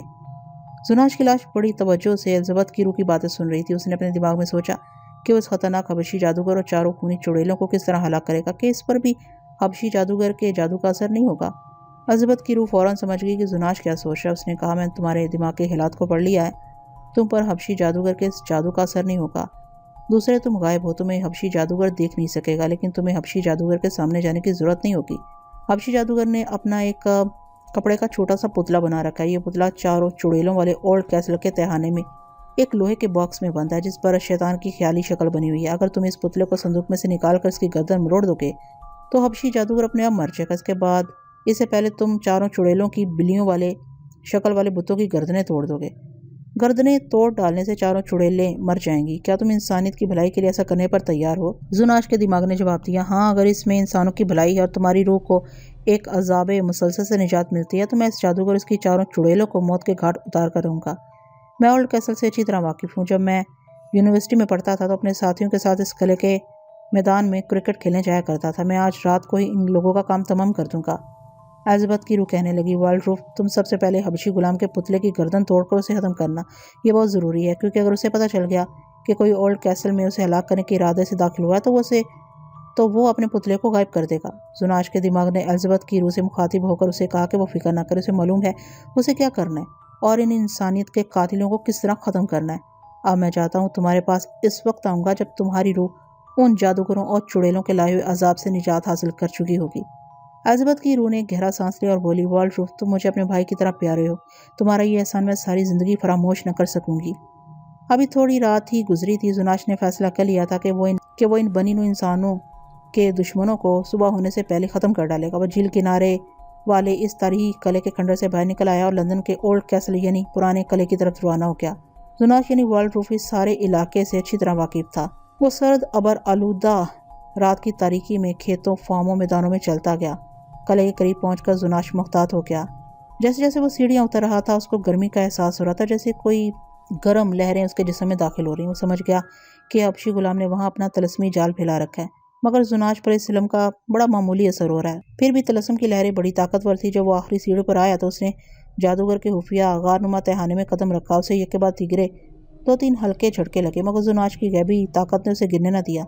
जुनाश ने फौरन अपने आप को संभाले। उसके दिमाग ने कहा, जुनाश, खतरा तुम्हारे इर्द गिर्द मंडलाने लगा है। तुमने जो काम करना है उसे फौरन कर डालो। زناش نے تہانے کی غار میں آ کر چاروں طرف غور سے دیکھا۔ غار کی دیواروں پر مختلف چڑیلوں اور بھوتوں کی شکلیں بنی ہوئی تھی۔ اسے وہاں سے بلی کی کالی مورتیاں کہیں نظر نہ آئیں۔ وہ غار میں آگے بڑھنے لگا۔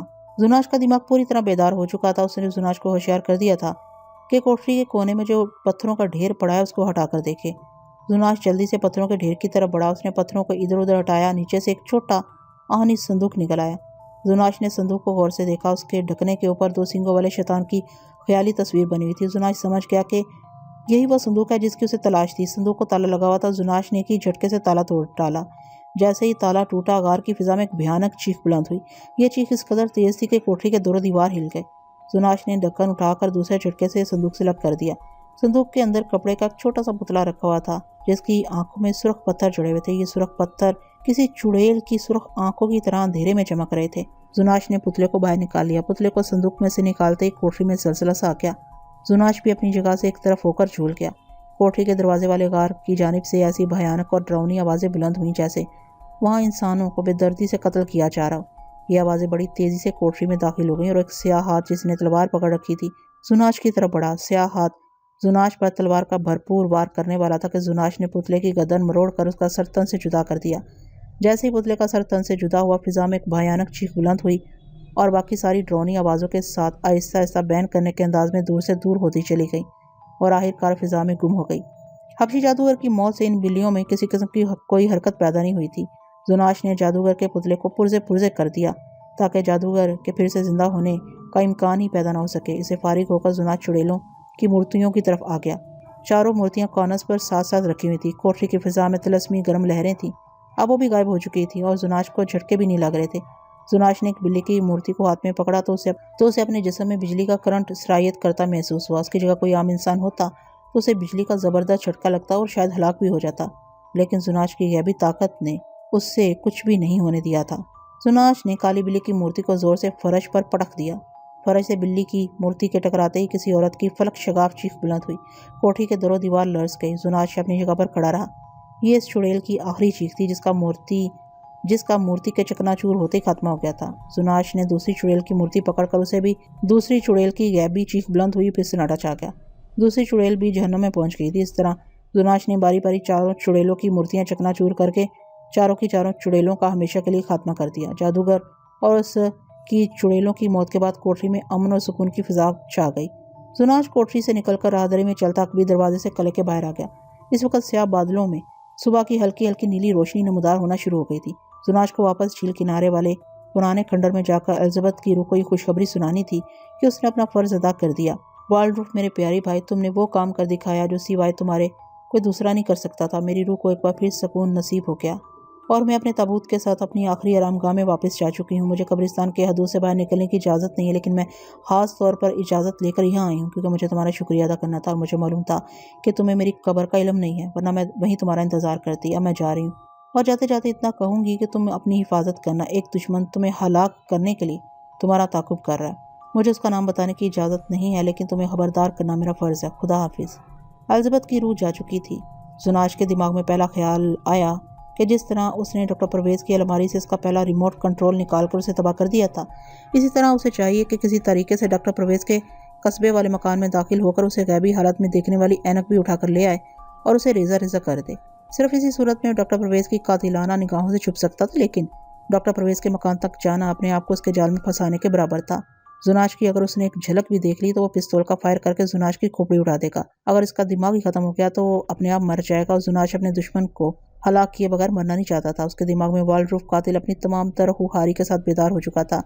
یہ سارا عذاب جو زناش پر نازل ہوا تھا، ڈاکٹر پرویز کے لالچ، خود غرضی، اس کی مجرمانہ ذہنیت کی وجہ سے نازل ہوا تھا۔ نہ اس کے دماغ کو لندن کے عجائب گھر سے اٹھا کر لاتا، نہ اس کو زناش کی کھوپڑی میں ڈالتا، اور نہ زناش اس عذاب میں مبتلا ہوتا۔ اس اعتبار سے ڈاکٹر پرویز زناش یعنی والڈروف کا دشمن نمبر 1 تھا۔ جب دن گزر گیا اور شام کا اندھیرا پڑ گیا اور لندن شہر ایک بار پھر سرد کوہرے میں ڈوب گیا تو زناش اپنی کمی گاہ سے نکلا اور رات کے اندھیرے میں ڈاکٹر پرویز کے مکان کی طرف روانہ ہو گیا۔ ڈاکٹر پرویز کھیتوں میں سے ہوتا ہوا جب وہ ڈاکٹر پرویز کے مکان پر پہنچا تو اس نے دیکھا کہ مکان میں اندھیرا تھا اور مکان کے گیٹ پر تالا پڑا ہوا تھا۔ زناش کی لاش کو تالا توڑنے یا دروازہ کھولنے کی حاجت نہیں تھی۔ وہ اس میں سے گزر کر مکان میں داخل ہو گیا۔ مکان سنسان پڑا تھا۔ زناش سیدھا اس کمرے میں گیا جہاں لکڑی کی بڑی الماری تھی۔ الماری آدھی کھلی تھی۔ زناش نے ساری الماری کی تلاشی لی، اسے وہ اینک کہیں نہ ملی جس کو آنکھوں پر لگا کر ڈاکٹر پرویز غیبی زناش کو دیکھ سکتا تھا۔ اس نے سارے مکان کو کھنگال ڈالا، ایک ایک شے کی تلاشی لی، لیکن اسے اینک کہیں دکھائی نہ دی۔ زناش سمجھ گیا کہ ڈاکٹر پرویز جہاں بھی گیا ہے اینک اپنے ساتھ لے گیا ہے۔ ساری رات زناش مکان کے باہر ایک طرف چھپ کر اس کا انتظار کرتا رہا کہ شاید اس کا دشمن ڈاکٹر پرویز مکان پر آ جائے۔ صبح ہو گئی مگر ڈاکٹر پرویز نہ آیا۔ زناش مایوس ہو کر وہاں سے اٹھا اور لندن شہر کی طرف جانے والی سڑک کے کنارے کنارے چل پڑا۔ چونکہ اسے کوئی نہیں دیکھ سکتا اس لیے وہ بے خطر ہو کر ایک طرف چلا جا رہا تھا۔ خطرہ صرف ڈاکٹر پرویز سے تھا کیونکہ صرف وہی اسے اینک کی مدد سے دیکھ سکتا تھا۔ لندن کا ارد گرد کا علاقہ بھی دھند اور کوہر میں ڈوبا ہوا تھا۔ لندن شہر تک پہنچتے پہنچتے ہلکی ہلکی بوندا باندی شروع ہو گئی۔ زناش بہت محتاط ہو کر چل رہا تھا۔ اسے خطرہ لگا تھا کہ سڑک پر جو گاڑیاں گزر رہی ہیں، اگر کسی گاڑی میں ڈاکٹر پرویز موجود ہوا تو وہ اسے ضرور دیکھ لے گا اور پھر اسے زندہ نہیں چھوڑے گا۔ زناش ساری دنیا والوں کی نگاہوں سے بچ سکتا تھا مگر اپنے دشمن ڈاکٹر پرویز کی نگاہوں سے نہیں چھپ سکتا تھا۔ زناش نے یہی سوچا کہ وہ وارونق اور ٹریفک والی سڑکوں سے دور رہ کر چلے تو بہتر ہے۔ زناش فٹ پاتھ پر چلتے چلتے ایک عالی شان ہوٹل کے قریب آیا تو ایک سیاہ رنگ کی گاڑی ہوٹل کی لابی کے آگے آ کر رکی۔ زناش چلتے چلتے ایک دم رک گیا اور جلدی سے ایک طرف ہو گیا۔ اس نے ڈاکٹر پرویز کی گاڑی کو پہچان لیا تھا، یہ ڈاکٹر پرویز ہی کی گاڑی تھی۔ اس نے دیکھا کہ ڈاکٹر پرویز گاڑی میں سے نکلا تو ہوٹل کے ملازم نے اسے چابی لی اور گاڑی کو لے کر پارکنگ کی طرف لے گیا۔ ڈاکٹر پرویز لابی میں سے گزر کر اس کی طرف گیا جہاں لفٹس اوپر کو جاتی تھی۔ ڈاکٹر پرویز نے وہ اینک آنکھوں پر لگا رکھی تھی جس میں سے وہ زناش کی لاش کو دیکھ سکتا تھا۔ زناش بھی اس کے پیچھے پیچھے مگر ایک طرف ہو کر ہوٹل کی لابی میں داخل ہو گیا۔ وہ سمجھ گیا تھا کہ ڈاکٹر پرویز نے اس ہوٹل کے کسی کمرے میں رہائش اختیار کر رکھی ہے اور اس نے اپنے پاس بھرا ہوا پستول ضرور رکھا ہوگا۔ لابی میں بڑی روشنی تھی، اگر زناش اس کی طرف جاتا تو ڈاکٹر پرویز اسے آسانی سے دیکھ سکتا تھا اور جیب سے پستول نکال کر اس پر فائرنگ کر سکتا تھا۔ اگر اس کے پاس پستول نہیں بھی تھا تب بھی وہ جان بچانے کے لیے وہاں سے بھاگ سکتا تھا۔ چنانچہ زناش مجبور ہو گیا کہ وہ ڈاکٹر سے کافی فاصلے پر رہ کر اس کی نگرانی کرتا رہے۔ اس نے لفٹ کے لیے بٹن دبا دیا تھا، اوپر سے ایک لفٹ آ کر رکی، اس کا دروازہ کھلا، ایک مرد اور ایک عورت اندر سے نکلے۔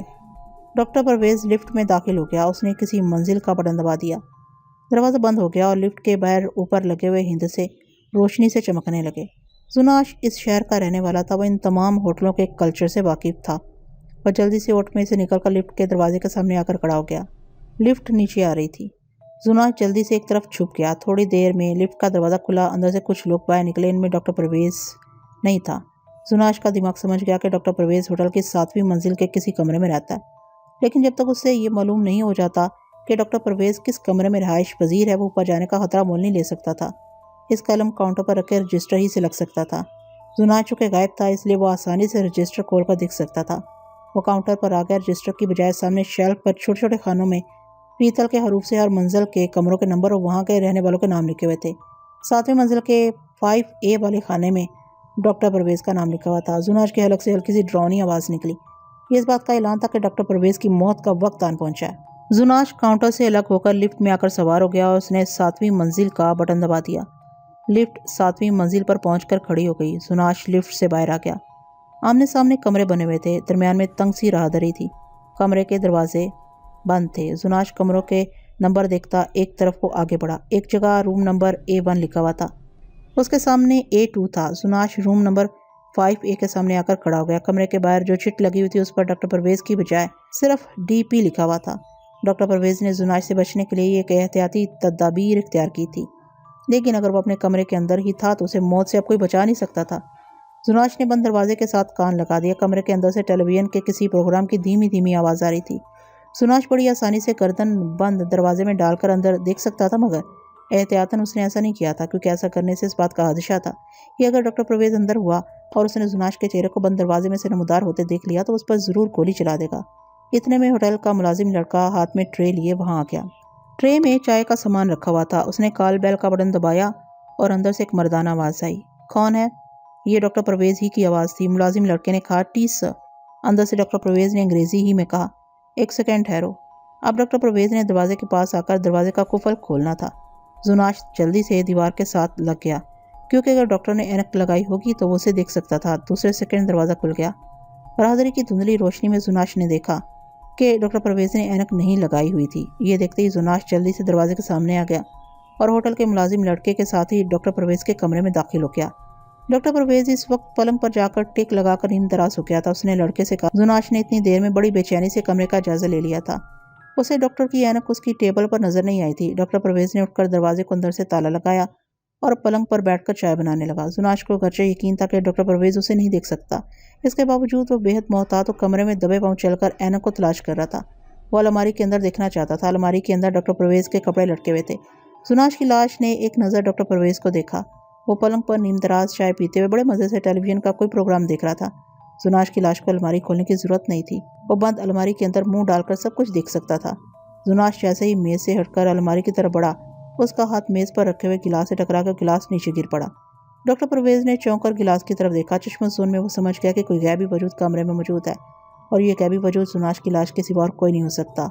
डॉक्टर परवेज ने चाय की प्याली की तरफ फेंक दी और चश्मों में सरहाने के नीचे हाथ डाला कि सरहाने के नीचे रखी हुई मशीन गन निकाल कर कमरे में गोलियों के बौछारें फायर करे, क्योंकि उसे जुनाश की लाश नजर नहीं आ रही थी। उसने ऐनक नहीं लगाई हुई थी और ऐनक उसके कोट की जेब में थी और कोट अलमारी में टंगा हुआ था। मगर जुनाश डॉक्टर परवेज को देख रहा था। उसने उसे इतनी मोहलत ही ना दी कि वह सरहाने के नीचे से असलहा निकाल सकता। 1 सेकंड से भी कम वक्त में जुनाश डॉक्टर परवेज के सर पर पहुंच चुका था। दूसरे लम्हे डॉक्टर परवेज की गर्दन जुनाश के दोनों हाथों की आहनी गिरफ्त में थी और नीम मुर्दा चूहे की तरह जुनाश के हाथों की गिरफ्त में लटक रहा था। जुनाश ने जोर से डॉक्टर परवेज को एक झटका दिया। जुनाश को डॉक्टर परवेज की गर्दन के मोहरों के टूटने की आवाज़ सुनाई दी और डॉक्टर परवेज के दोनों बाजू और हाथ बेजान होकर कटी हुई शाहों की तरह लटकने लगी। जुनाश ने डॉक्टर परवेज की बेजान लाश को बिस्तर पर डाल दिया और उसे अपनी नीम मुर्दा आंखों से गौर से तकने लगा। डॉक्टर परवेज की गर्दन 3 जगहों से टूट चुकी थी। वो मर गया था। जुनाश के हलक से अजीब सी खरखराहट की आवाज़ निकली। वो अलमारी की तरफ बढ़ा। बंद अलमारी में मुंह डालने की बजाय उसने अलमारी को एक ही झटके से खोल दिया। अंदर डॉक्टर परवेज का गर्म सूट ओवर कोट लटक रहा था। जुनाश उसके कपड़ों की तलाशी लेने लगा। कोट की अंदरूनी जेब से उसे वो मनहूस ऐनक मिल गई, जिसकी मदद से वो जुनाश को गैबी हालत में भी देख लिया करता था। जुनाश ने ऐनक अपने लंबे कुर्ते के जेब में डाल दी। फिर वो डॉक्टर परवेज की लाश को उठाकर बाथरूम में ले गया। बाथरूम में उसने लाश को नहाने वाले टब में लिटा दिया। खुद टब के पास सबसे पहले जुनाश ने डॉक्टर परवेज की लाश की गर्दन मरोड़ कर उसका सर धड़ से जुदा किया। उसके बाद बारी बारी लाश के दोनों बाजू जिस्म से अलग कर दिए। नज़ा को जिस्म से अलग करने के लिए जुनाश के हाथ का एक झटका ही काफ़ी था। जुनाश को किसी छुरे की जरूरत नहीं थी। डॉक्टर परवेज की गर्दन और दोनों बाजू जिस्म से अलग करने के बाद जुनाश ने उसकी टांगें भी उसके जिस्म से अलग कर दी। उसके हाथ डॉक्टर परवेज के खून से भर के जो भी गर्म ही था, उसके मुर्दा जिस्म में जमा नहीं था। नहाने वाले टब में भी खून फैल गया था। जुनाश टुकटुकी बांधे टब में पड़ी हुई खून आलूद लाश के टुकड़े देख रहा था। ये शख्स की लाश के टुकड़े थे जिसने ज़रो माल के लालच में घिनौने जुर्म का इर्तिकाब किया था। डॉक्टर दारा की पूरी शक्ल उस वक्त जुनाश की आंखों के सामने थी।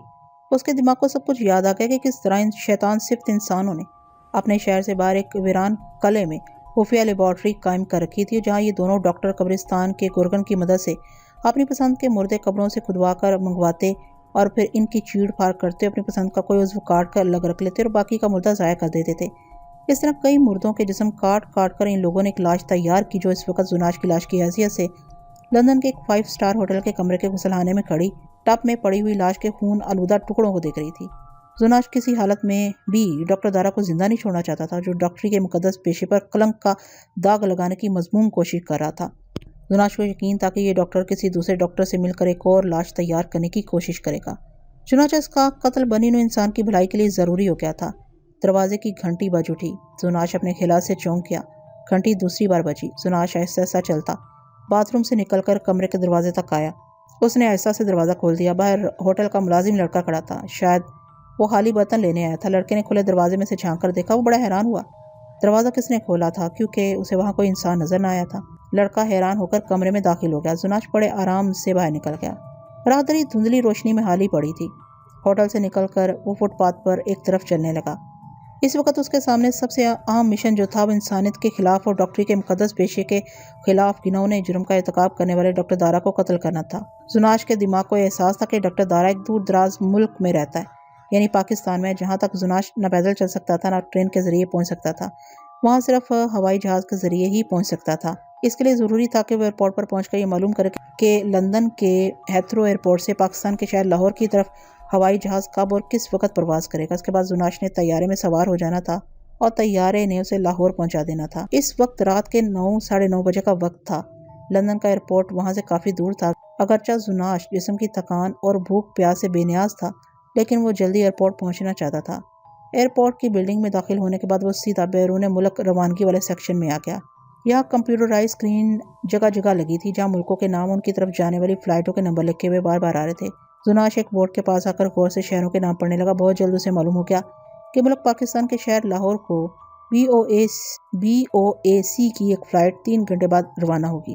زناش سیدھا ڈپارچر لاؤنج میں آ کر بیٹھ گیا۔ لاؤنج اس وقت تقریباً خالی تھا۔ ڈاکٹر پرویز کی اینک جس کو لگا کر زناش کی غیبی لاش کو دیکھا جا سکتا تھا زناش کے لمبے کرتے کی جیب میں موجود تھی، مگر زناش اسے بے نیاز تھا، اسے تقریباً بھول چکا تھا۔ تھوڑی دیر بعد لاؤنج میں کئی مسافر آ کر بیٹھ گئے۔ یہ کسی دوسرے ملک جانے والے لوگ تھے۔ ان کی فلائٹ کی پرواز کا اعلان ہوا تو وہ اٹھ کر جہاز کی طرف چل دی۔ اس کے بعد ایک اور فلائٹ کے مسافر آ کر بیٹھ گئے۔ اسی طرح 2-3 فلائٹوں کی پرواز کے بعد زناش کی فلائٹ کا نمبر آ گیا۔ یہ فلائٹ پاکستان کے شہر لاہور سے ہوتی ہوئی سنگاپور جا رہی تھی۔ جہاز اپنے وقت پر ٹیک آف کر گیا۔ 8-9 گھنٹوں کی پرواز کے بعد جہاز جب لاہور کے ایئرپورٹ پر لینڈ کیا تو زناش خاموشی سے جہاز سے اتر کر ایئرپورٹ سے باہر نکل آیا۔ اس شہر سے زناش اچھی طرح واقف ہو چکا تھا۔ زناش شہر سے باہر اس سے گزرتا ہوا سیبی حویلی کے سامنے آ گیا۔ یہ قلعہ نما حویلی تھی۔ زناش حویلی کے تہانے کی راہداریوں سے بخوبی آشنا تھا۔ اس کا خیال تھا کہ ڈاکٹر دارا حویلی کی لیبارٹری میں ہی ہوگا اور شاید کسی نئی لاش کو تحلیق کر رہا ہوگا۔ وہ حویلی کی لیبارٹری میں آ گیا۔ لیبارٹری ایک تہانے میں تھی اور خالی پڑی تھی۔ دیوار کے ساتھ وہ اسٹریچر اسی طرح پڑا تھا جس پر لیٹ کر سو جانے کو ڈاکٹر پرویز اس کو کہا کرتا تھا۔ زناش نے ساری حویلی دیکھ ڈالی۔ وہ اوپر چھت پر بھی گیا مگر ڈاکٹر دارا اسے کہیں نہ ملا۔ زناش کا دماغ سوچنے لگا کہ ڈاکٹر دارا اس وقت کہاں ہوگا۔ زناش کا دماغ اتنا غور نہیں کر سکتا تھا۔ دوسری طرف ڈاکٹر پرویز کے قتل کی خبر لندن والے انکل نے ٹیلی فون پر اس کے گھر والوں تک پہنچا دی تھی کہ کسی نامعلوم شخص نے اسے قتل کر دیا ہے۔ حویلی کے کھنڈر میں موت زناش کی لاش کے روپ میں ڈاکٹر دارا کا بڑی بے چینی سے انتظار کرتی رہی مگر دارا نہ آیا۔ زناش اسی طرح اسٹریچر پر لیٹا رہا۔ زناش کے جسم میں 8-10 آدمیوں کی طاقت و توانائی تھی مگر اس کے جسم کا گوشت مردہ لاشوں کا تھا۔ اس گوشت میں کوئی احساس نہ تھا۔ اس کے بعد دن بھی گزر گیا۔ جب لیبارٹری کے روشن دان میں سے آتی دن کی روشنی دوسری شام کے اندھیرے میں تحلیل ہونے لگی تو زناش کے دماغ کو احساس ہوا کہ جس مقصد کو لے کر اس ملک میں اتنی دور سے آیا ہے وہ اسے دور ہوتا جا رہا ہے۔ ڈاکٹر دارا ابھی بھی لیبارٹری میں نہیں آیا۔ اسے خود چل کر دارا کو تلاش کرنا چاہیے۔ زناش کا دماغ کچھ سوچنے لگا۔ اس نے زناش کو ہدایت کی کہ ابھی رات کا پہلا پہر ہے، ابھی وہ اپنے شکار کی تلاش میں نہ جائے، ہو سکتا ہے اس کا شکار کسی پارٹی وغیرہ میں گیا ہو۔ زناش وہیں سے واپس ہو کر حویلی کی سیڑھیاں چڑھتا اوپر چھت پر آ گیا۔ چھت پر ایک چبوترا سا بنا ہوا تھا۔ زناش اس پر آلتی پالتی مار کر بیٹھ گیا۔ وہ بت بن کر بیٹھا تھا اور رات آہستہ آہستہ گزر رہی تھی۔ وقت کے گزرنے کا زناش کو کوئی احساس نہیں تھا۔ وہ پتھر کے مجسمے کی طرح بیٹھا تھا۔ وقت اپنے معمول کی رفتار سے گزر رہا تھا۔ آدھی رات بھی گزر گئی۔ شہر کو جانے والی سڑک سے گاڑیوں کی جو آوازیں سنائی دیتی تھی وہ خاموش ہو گئی تھی۔ زناش کو محسوس ہوا کہ اب اسے چل دینا چاہیے۔ وہ سب سے پہلے اسے اسپتال میں تلاش کرنا چاہتا تھا۔ زناش نے سیدھا اسپتال میں ڈاکٹر دارا کے کمرے کا رخ کیا۔ کمرے کا دروازہ بند تھا۔ اندر روشنی ہو رہی تھی۔ کسی عورت کی آواز آ رہی تھی۔ وہ ٹیلی فون پر کسی سے گفتگو کر رہی تھی۔ زناش دروازہ کھولے بغیر کمرے میں داخل ہو گیا۔ ڈاکٹر دارا وہاں نہیں تھا۔ اس کی سیٹ پر ایک نرس بیٹھی مسکرا کر کسی سے فون پر باتیں کر رہی تھی۔ زناش اس خیال سے کہ ڈاکٹر دارا کو اوپر وارڈ میں دیکھا جائے مڑا ہی تھا کہ نرس نے فون پر کسی سے کہا، ڈاکٹر دارا آج نائٹ ڈیوٹی پر ضرور ہیں لیکن وہ اس وقت اپنے کمرے میں نہیں ہیں۔ میرا خیال ہے وہ اپنے ہاسٹل میں چلے گئے، اب کل ہی آئیں گے۔ زناش یہ سن کر ایک لمحے کے لیے کچھ سوچنے لگا، پھر مڑا اور کمرے سے باہر نکل گیا۔ ڈاکٹر دارا جس ہاسٹل میں رہتا تھا وہ ہاسٹل ہسپتال کے احاطے کے اندر ہی واقع تھا۔ زناش کو ڈاکٹر دارا کے ہاسٹل کے کمرے کا نمبر معلوم نہیں تھا لیکن وہ اسے تلاش کر سکتا تھا۔ رات آدھی گزر چکی تھی۔ زناش غیبی حالت میں تھا۔ چوکیدار اسے نہیں دیکھ سکتا تھا۔ دوسری منزل کے آخری کمرے میں ایک کمرہ پہلے ڈاکٹر دارا کا کمرہ تھا۔ وہ اس وقت جاگ رہا تھا۔ وہ بستر پر بیٹھا ٹیبل لیمپ کی روشنی میں کوئی کتاب پڑھ رہا تھا۔ اچانک اسے باہر برآمدے میں کسی کے قدموں کی آہٹ سنائی دی۔ ڈاکٹر پرویز کے قتل کے بعد قدرتی طور پر ڈاکٹر دارا محتاط ہو گیا تھا۔ اگرچہ اسے یقین تھا کہ ڈاکٹر پرویز کا لندن میں کسی بدمعاش کے ہاتھوں قتل ہوا ہے مگر اس کے باوجود اس کے دل میں ہلکا سا شک ضرور تھا۔ عین ممکن ہے کہ اسے زناش کی لاش نے قتل کر ڈالا۔ اسے وہم ہو گیا تھا کہ ڈاکٹر پرویز کو قتل کرنے کے بعد زناش اسے قتل کرنے پاکستان ضرور آئے گا۔ چنانچہ اسی دن سے ڈاکٹر دارا اپنے پاس احتیاط کے طور پر 2 چیزیں ضرور رکھتا تھا، ایک بھرا ہوا پستول اور دوسری وہ اینک جس کو آنکھوں پر لگا کر وہ زناش کی غیبی لاش کو دیکھ سکتا تھا۔ اس وقت بھی وہ دونوں چیزیں اس کے پاس تھیں۔ بھرا ہوا پستول اس کے سرہانے کے نیچے تھا اور اینک اس نے اپنے سلیپنگ سوٹ کی سامنے والی جیب میں رکھی ہوئی تھی۔ باہر برآمدے کی بتی روشن تھی۔ چونکہ ڈاکٹر دارا نے اینک لگا رکھی تھی اسے برآمدے میں 3 کمرے چھوڑ کر اچانک زناش کی لاش نظر آ گئی۔ ڈاکٹر دارا کا جسم دہشت کی وجہ سے لرز کر ایک دم سرد بے جان ہو گیا۔ زناش کی لاش کمرے کے بند دروازے میں منہ ڈال کر دیکھ رہی تھی۔ ڈاکٹر دارا نے بھاگنا چاہا مگر اسے محسوس ہوا کہ اس کے پاؤں من بھاری ہو گئے ہیں۔ موت کو اچانک سامنے دیکھ کر ڈاکٹر دارا کے جسم میں اپنے آپ کو بچانے کے لیے مدافعتی قوت آ گئی تھی۔ زناش حلق سے ڈراؤنی آوازیں نکالتا ڈاکٹر دارا کی طرف بڑھ رہا تھا۔ ڈاکٹر دارا نے پستول کا رخ زناش کی طرف کیا اور اوپر تلے 6-7 گولیاں فائر کر دیں۔ فائرنگ کے دھماکوں سے ہاسٹل کی خاموش فضا گونج اٹھی۔ ساری کی ساری گولیاں زناش کے سینے اور گردن میں سے پار ہو گئیں۔ ڈاکٹر کو یقین تھا کہ اتنی گولیاں کھانے کے بعد زناش کی لاش گر پڑے گی، مگر ایسا نہ ہوا۔ زناش کو پے در پہ 5 دھکے لگے اور وہ پیچھے کو لڑکھڑایا اور ایک طرف کو جھک گیا۔ ڈاکٹر دارا کو جان بچانے کا موقع مل گیا تھا۔ وہ سمجھ گیا تھا کہ زناش کی لاش پر گولیوں کا اثر نہیں ہوا ہے اور اسے صرف گولیاں لگنے کے دھکے محسوس ہوئے ہیں۔ وہ زناش کی لاش کے پیٹ اور سینے پر مزید گولیاں برساتا دیوانہ وار وہاں سے دوڑ پڑا۔ زناش کے جسم سے کتنی ہی گولیاں نکل گئی تھیں مگر اس کے جسم سے خون کا ایک قطرہ بھی نہ نکلا تھا۔ اس کی وجہ یہ تھی کہ اس کا جسم مردہ لاشوں کے ٹکڑے جوڑ کر بنایا گیا تھا۔ زناش کو معمولی سا درد بھی محسوس نہیں ہوا تھا، لیکن گولیوں کی اتنی رفتار کے ساتھ ٹکرانے سے اس کو ہلکے ہلکے اوپر تلے کئی دھکے محسوس ہوتے تھے۔ فائرنگ کے دھماکوں کی وجہ سے ہاسٹل کے تقریباً سارے کمروں کی بتیاں روشن ہو گئی تھیں اور لڑکے کمروں سے باہر نکل آئے تھے۔ زناش ان کے درمیان میں سے گزرتا نیچے آیا۔ ہاسٹل کی عمارت کے باہر رک کر اس نے اندھیرے میں ڈاکٹر دارا کو تلاش کرنے کی کوشش کی، مگر دارا اس وقت تک اپنی گاڑی میں بیٹھ کر اسپتال سے نکل چکا تھا۔ زناش وہاں سے سیدھا سیبی کھنڈر والی لیبارٹری کی طرف چل پڑا۔ زناش کے علم میں یہ بات آ چکی تھی کہ ڈاکٹر دارا اسے غیبی حالت میں بھی دیکھ سکتا ہے، کیونکہ اس کے پاس اسے دیکھنے والی اینک موجود ہے۔ چنانچہ وہ اس پر قاتلانہ حملہ کر سکتا تھا۔ یہ ٹھیک ہے کہ زناش کے جسم پر گولیوں کا اثر نہیں ہوتا تھا اور گولیاں جسم میں سوراخ ڈالتے ہوئے جہاں سے گزر جاتی تھی اس جگہ کا گوشت اپنے آپ مل جاتا تھا، لیکن ڈاکٹر دارا کسی تیز دھار آلے سے زناش کا سر قلم کر سکتا تھا۔ لیکن دارا بھی اتنا احمق نہیں تھا۔ وہ جانتا تھا کہ زناش کی لاش اسے قتل کرنے کے لیے اس کا پیچھا کر رہی ہے اور کسی بھی وقت کسی بھی جگہ نمودار ہو سکتی ہے۔ چنانچہ وہ بھی محتاط ہو گیا تھا۔ سب سے پہلی احتیاط ڈاکٹر دارا نے یہ کی کہ اسپتال سے 1 ماہ کی چھٹی لے لی اور ہاسٹل کو چھوڑ دیا۔ اس کے ایک دوست نے شہر سے دور نہر کے کنارے ایک چھوٹا سا فارم بنایا ہوا تھا۔ ڈاکٹر دارا نے اس فارم کے کمرے میں آ کر ڈیرا لگا لیا۔ اسے صرف زناش سے اپنے آپ کو چھپانا ہی نہیں تھا، بلکہ زناش کو تلاش کر کے اسے موت کے گھاٹ بھی اتارنا تھا۔ زناش سارا دن اسیبی حویلی کے بوسیدہ ستونوں کے پیچھے چھپ کر بیٹھا ڈاکٹر دارا کا انتظار کرتا رہا، لیکن وہ نہ آیا۔ زناش کو کیا خبر تھی ڈاکٹر دارا شہر سے باہر نہر کے ایک کنارے پہ بیٹھا زناش کو ہمیشہ ہمیشہ کے لیے ختم کرنے کا منصوبہ تیار کر رہا ہے۔ دن چڑھا تو زناش وہیں چھپا رہا۔ سارا دن اس نے وہیں گزار دیا۔ جب دن کی روشنی ماند پڑنے لگی اور سورج مغرب کی جانب غروب ہونے کی تیاریاں کرنے لگا تو زناش اسیبی حویلی کے کھنڈر سے نکل کر شہر کی طرف جانے کی بجائے کھیتوں کی طرف روانہ ہو گیا۔ زناش اسیبی حویلی کی کھنڈر سے ڈاکٹر دارا کا کام تمام کرنے کے لیے اس کے اسپتال جانے کے ارادے سے نکلا تھا، لیکن اسے یقین تھا کہ ڈاکٹر دارا رات کی ڈیوٹی پر ہوتا اور وہ اسپتال میں سے کہیں نہ کہیں ضرور نظر آئے گا۔ زناش دن کے وقت ڈاکٹر دارا کے سامنے جانے کا خطرہ مول نہیں لے سکتا تھا، کیونکہ ڈاکٹر کے پاس اسے دیکھ لینے والی اینک موجود تھی۔ زناش کا رخ شہر کے اس علاقے کی طرف تھا جدھر بڑا اسپتال تھا، مگر وہ شہر کی آبادی سے ہٹ کر کھیت چلا جا رہا تھا، تاکہ اگر ڈاکٹر دارا شہر میں کسی جگہ موجود بھی ہو تو وہ زناش کو سڑک پر چلتے نہ دیکھ سکے۔ زناش ایسا ایسا چلا جا رہا تھا۔ کھیتوں میں سے نکل کر وہ ایک اونچے بند پر چڑھ گیا۔ یہ کوئی بند نہیں تھا بلکہ ایک نہر بہ رہی تھی جو اونچائی پر تھی۔ رات گہری ہوتی جا رہی تھی۔ زناش کا دماغ جو حقیقت میں قاتل ورلڈ روف کا دماغ تھا اپنے بدن کی یاد میں گم تھا اور زناش فارم کے پھلدار باغ کے ساتھ ساتھ چلا جا رہا تھا۔ باغ ختم ہوا تو زناش کو ایک مکان دکھائی دیا جس کی کھڑکی کھلی ہوئی تھی۔ کھڑکی کے اندر کوئی شخص موجود بھی ہو تو اسے نہیں دیکھ سکے گا۔ اس میں روشنی ہو رہی تھی۔ زناش جس کچی پگڈنڈی سے گزر رہا تھا مکان اس کے کنارے پر ہی تھا۔ زناش کو اس مکان کے قریب سے ہو کر گزرنا تھا۔ پہلے اس نے سوچا کہ مکان سے ہٹ کر باغ میں سے ہو کر نکل جائے، پھر اسے خیال آیا کہ وہ تو غائب ہے، اسے کوئی دیکھ ہی نہیں سکتا۔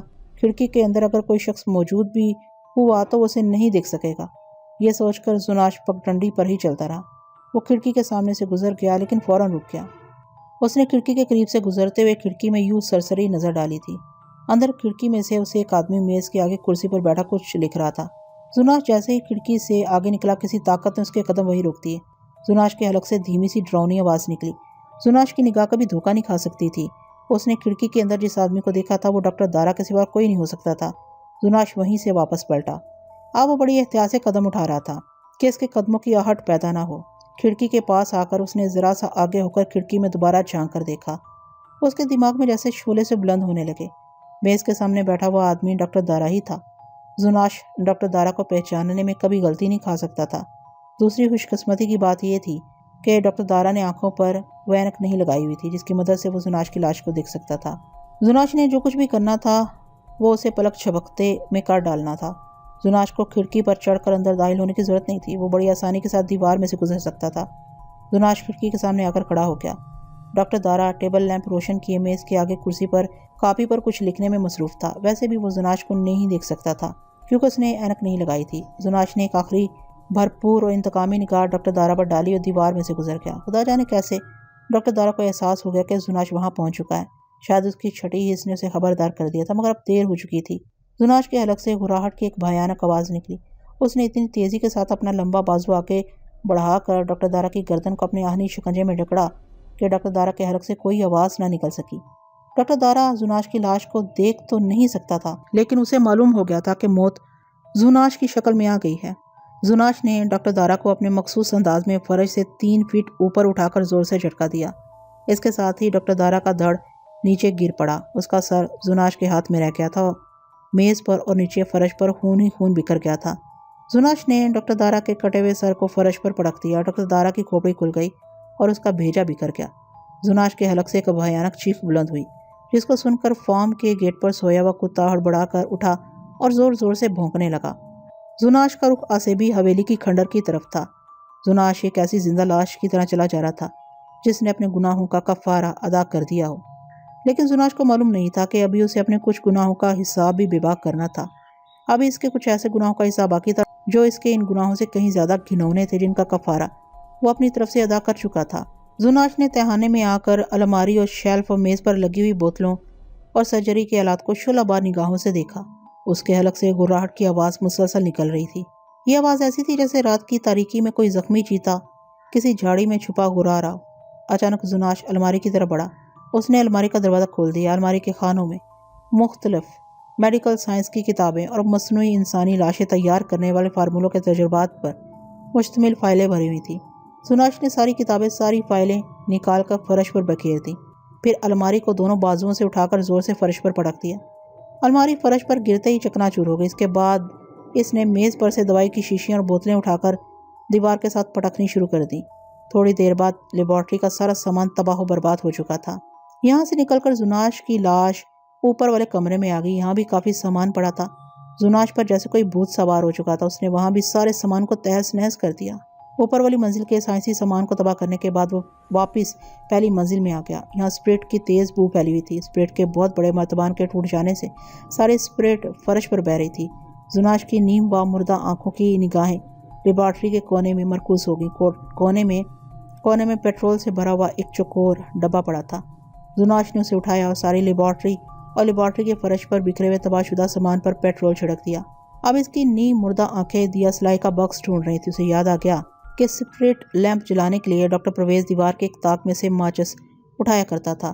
اسپرٹ لیمپ جلانے کے بعد ماچس وہیں رکھ دیتا تھا۔